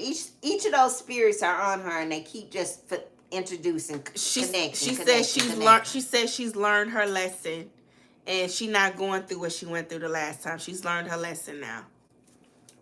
Okay. Carlos know it ain't right, but he don't want to tell his friend the truth because he don't want to burst her bubble. And he done already bought his plane ticket to Paris. Oh, Carlos going to Paris. He going to the wedding. So I'm like, why would y'all do an interview with him? Well, naturally, that's her friend. He not going to press the issue. But he didn't do his due diligence with that interview. I like Carlos. I like Carlos, He plays favorites, and he goes soft on the favorites. And I'm going to just leave it at that. Shout outs to Carlos, though. I'm here for the show said, don't save her. She don't want to be saved. She don't. Queen Lily said, Bell South, then Southern Bell, now AT&T. Okay. Glorious Love said we had the CMP telephone in DC. Okay. Sanders RN23 said, yes, I saw the interview as well. I saw the red flag. His explanations and the story that he gave, it wasn't adding up. It wasn't adding up. It didn't make any sense. He was just talking in circles. Queen Lily said, that's control behavior. Jen, run. Amen. Leave that loser alone. The demons get worse with each scammer.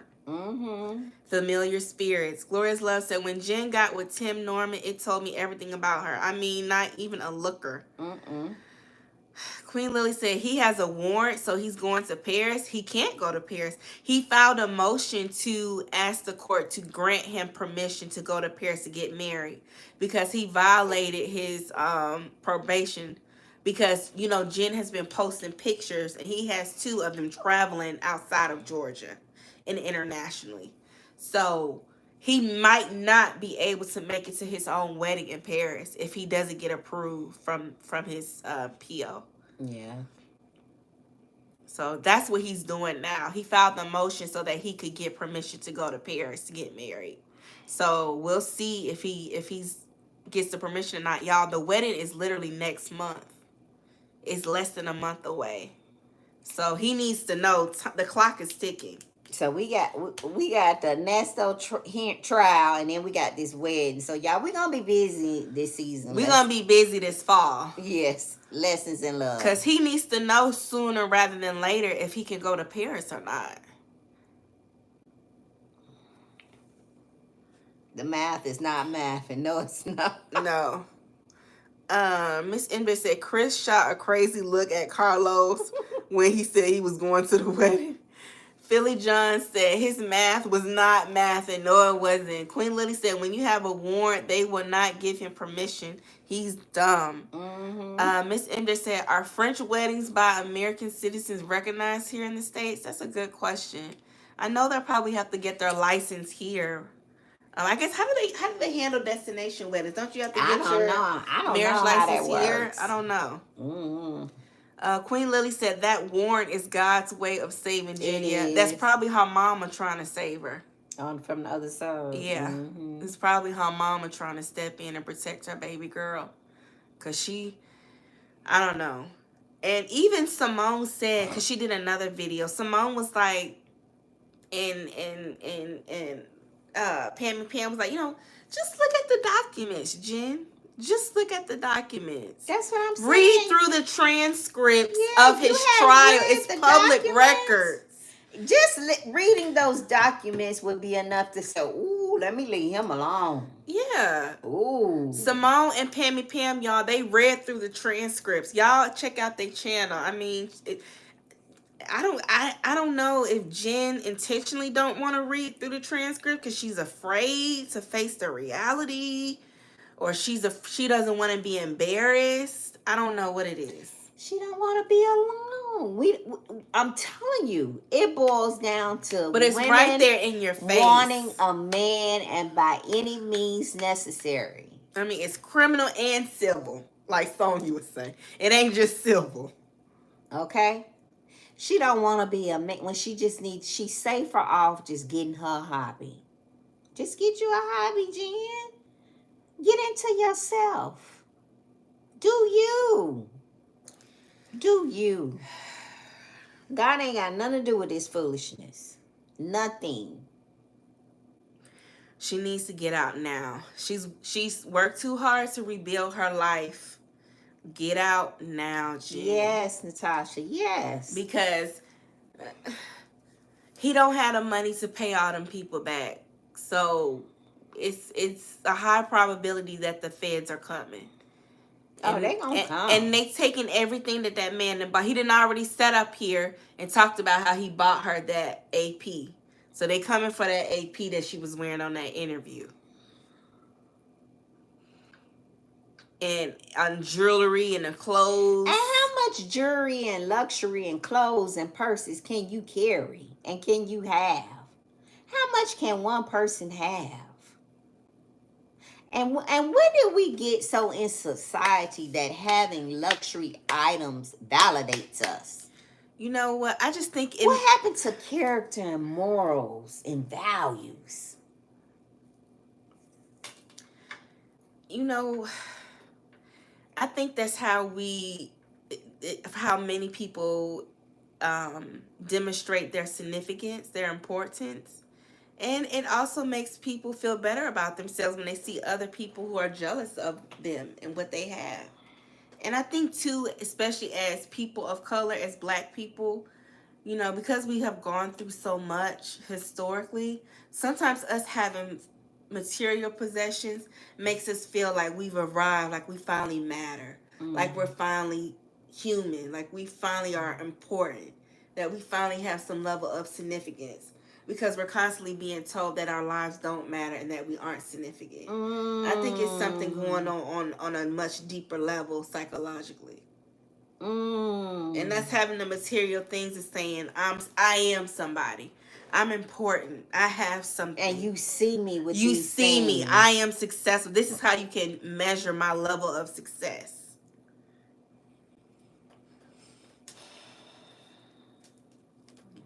And you see it all the time, especially in major cities like Atlanta. You see people with flashy things, and Christian actually talked about this, Mama, in the interview Now, with don't get me Carlos. wrong. I like me a nice piece. I do too, but to your point, Christian told. But that's not who I am. Right, and that's what Christian was telling Carlos. This is who I am. When you see her, you see me. When you see her, you see me. This is who I am. Right. And this is another thing that Carlos was saying. Well, Christian told Carlos in the interview. He was basically talking about how, you know, when the happiest he was when he had 3 cents in his account. And he said that when he made his first million, he thought that if I just made $1 million, I would be happy. I would feel significant. And he said that when he finally did obtain his first million through scamming, allegedly, he wasn't happy. It still didn't make him feel better about himself. And so he was basically saying that to say that money isn't everything and that you have to find other ways to make yourself happy. I think that was a low-key dig at Jen to let her know, like, please don't be so caught up in the money. Yeah, find you something else to make you happy. Cause I think he knows that his money ain't money and like she thinks it is. And he was trying to give her hints, y'all. If you go back and watch the interview, he was trying to give her little hints, like he's trying to tell her, like, I'm really not who you think I am. I really don't have it like you think I do. You know? That's why he's making comments about, maybe I'll just be a bartender and just do this to make money. And, you know, I was much happy. He's testing her to see, like, is she going to stay? And she told him flat out, I don't do broke. She told him, she said, I don't do broke. I value stability. So, I think he's gonna run himself sick. Another Shirley. I like nice things. Right. He's putting a lot of pressure and stress on himself and we all to do, maintain a lifestyle. He bit off more than he could chew with her. This is a woman that values material things, okay? She values her things. And yeah, I didn't realize. And she's not gonna change that. She's not coming up off that. And hey, it is what it is. She likes what she likes. And I think, you know, I didn't realize that we would have another woman so soon in the same situation as Very this. similar. Very similar. Very similar.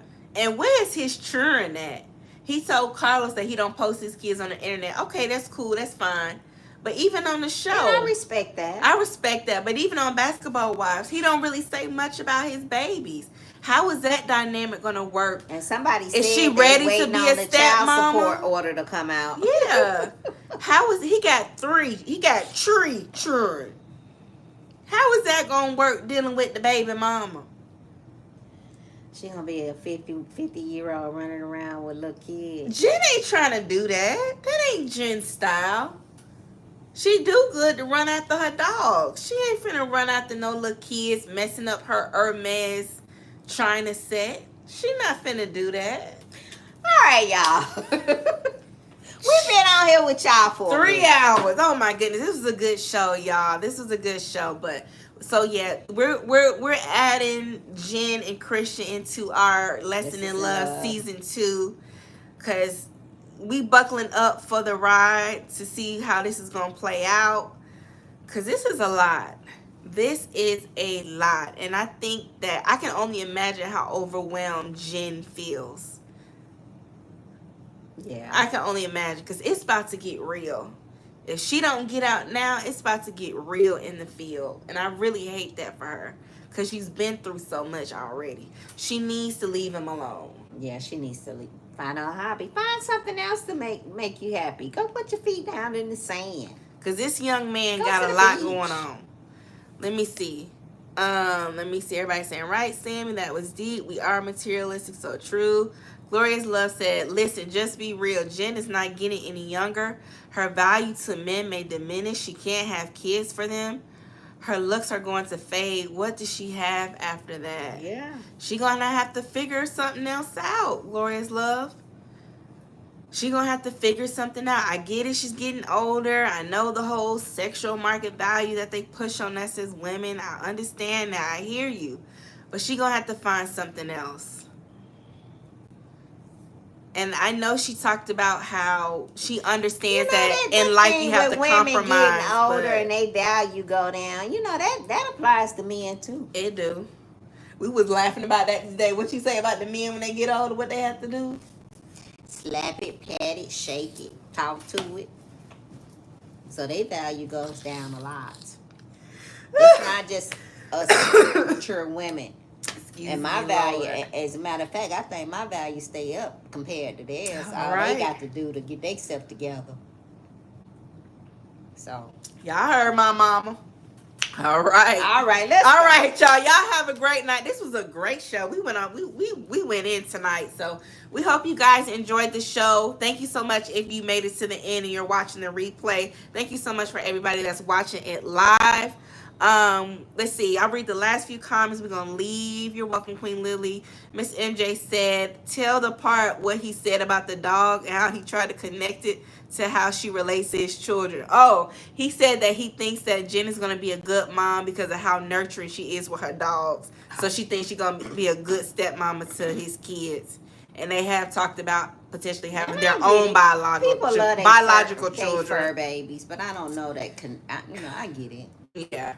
So that's why he said, oh, Miss MJ, he also said that he sees Jen as a classy black woman that's about her business, and that he would love for his daughters to grow up and see her as their role model.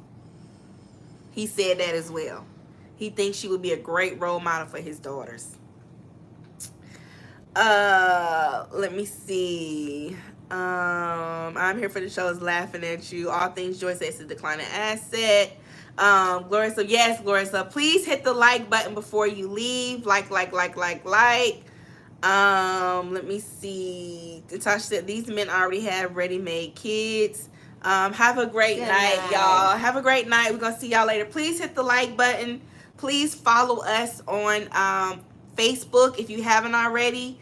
We are finally able to go live on Facebook, so please share our live on Facebook with your family members. And merch down in the description box. You can follow us on all social media platforms, and remember, everything we say is what? Allegedly. Okay, thank you guys so much. We don't know these people, like our good sis Bridget said. So y'all have a great night. We'll see you guys later. Thank you guys so much. Bye.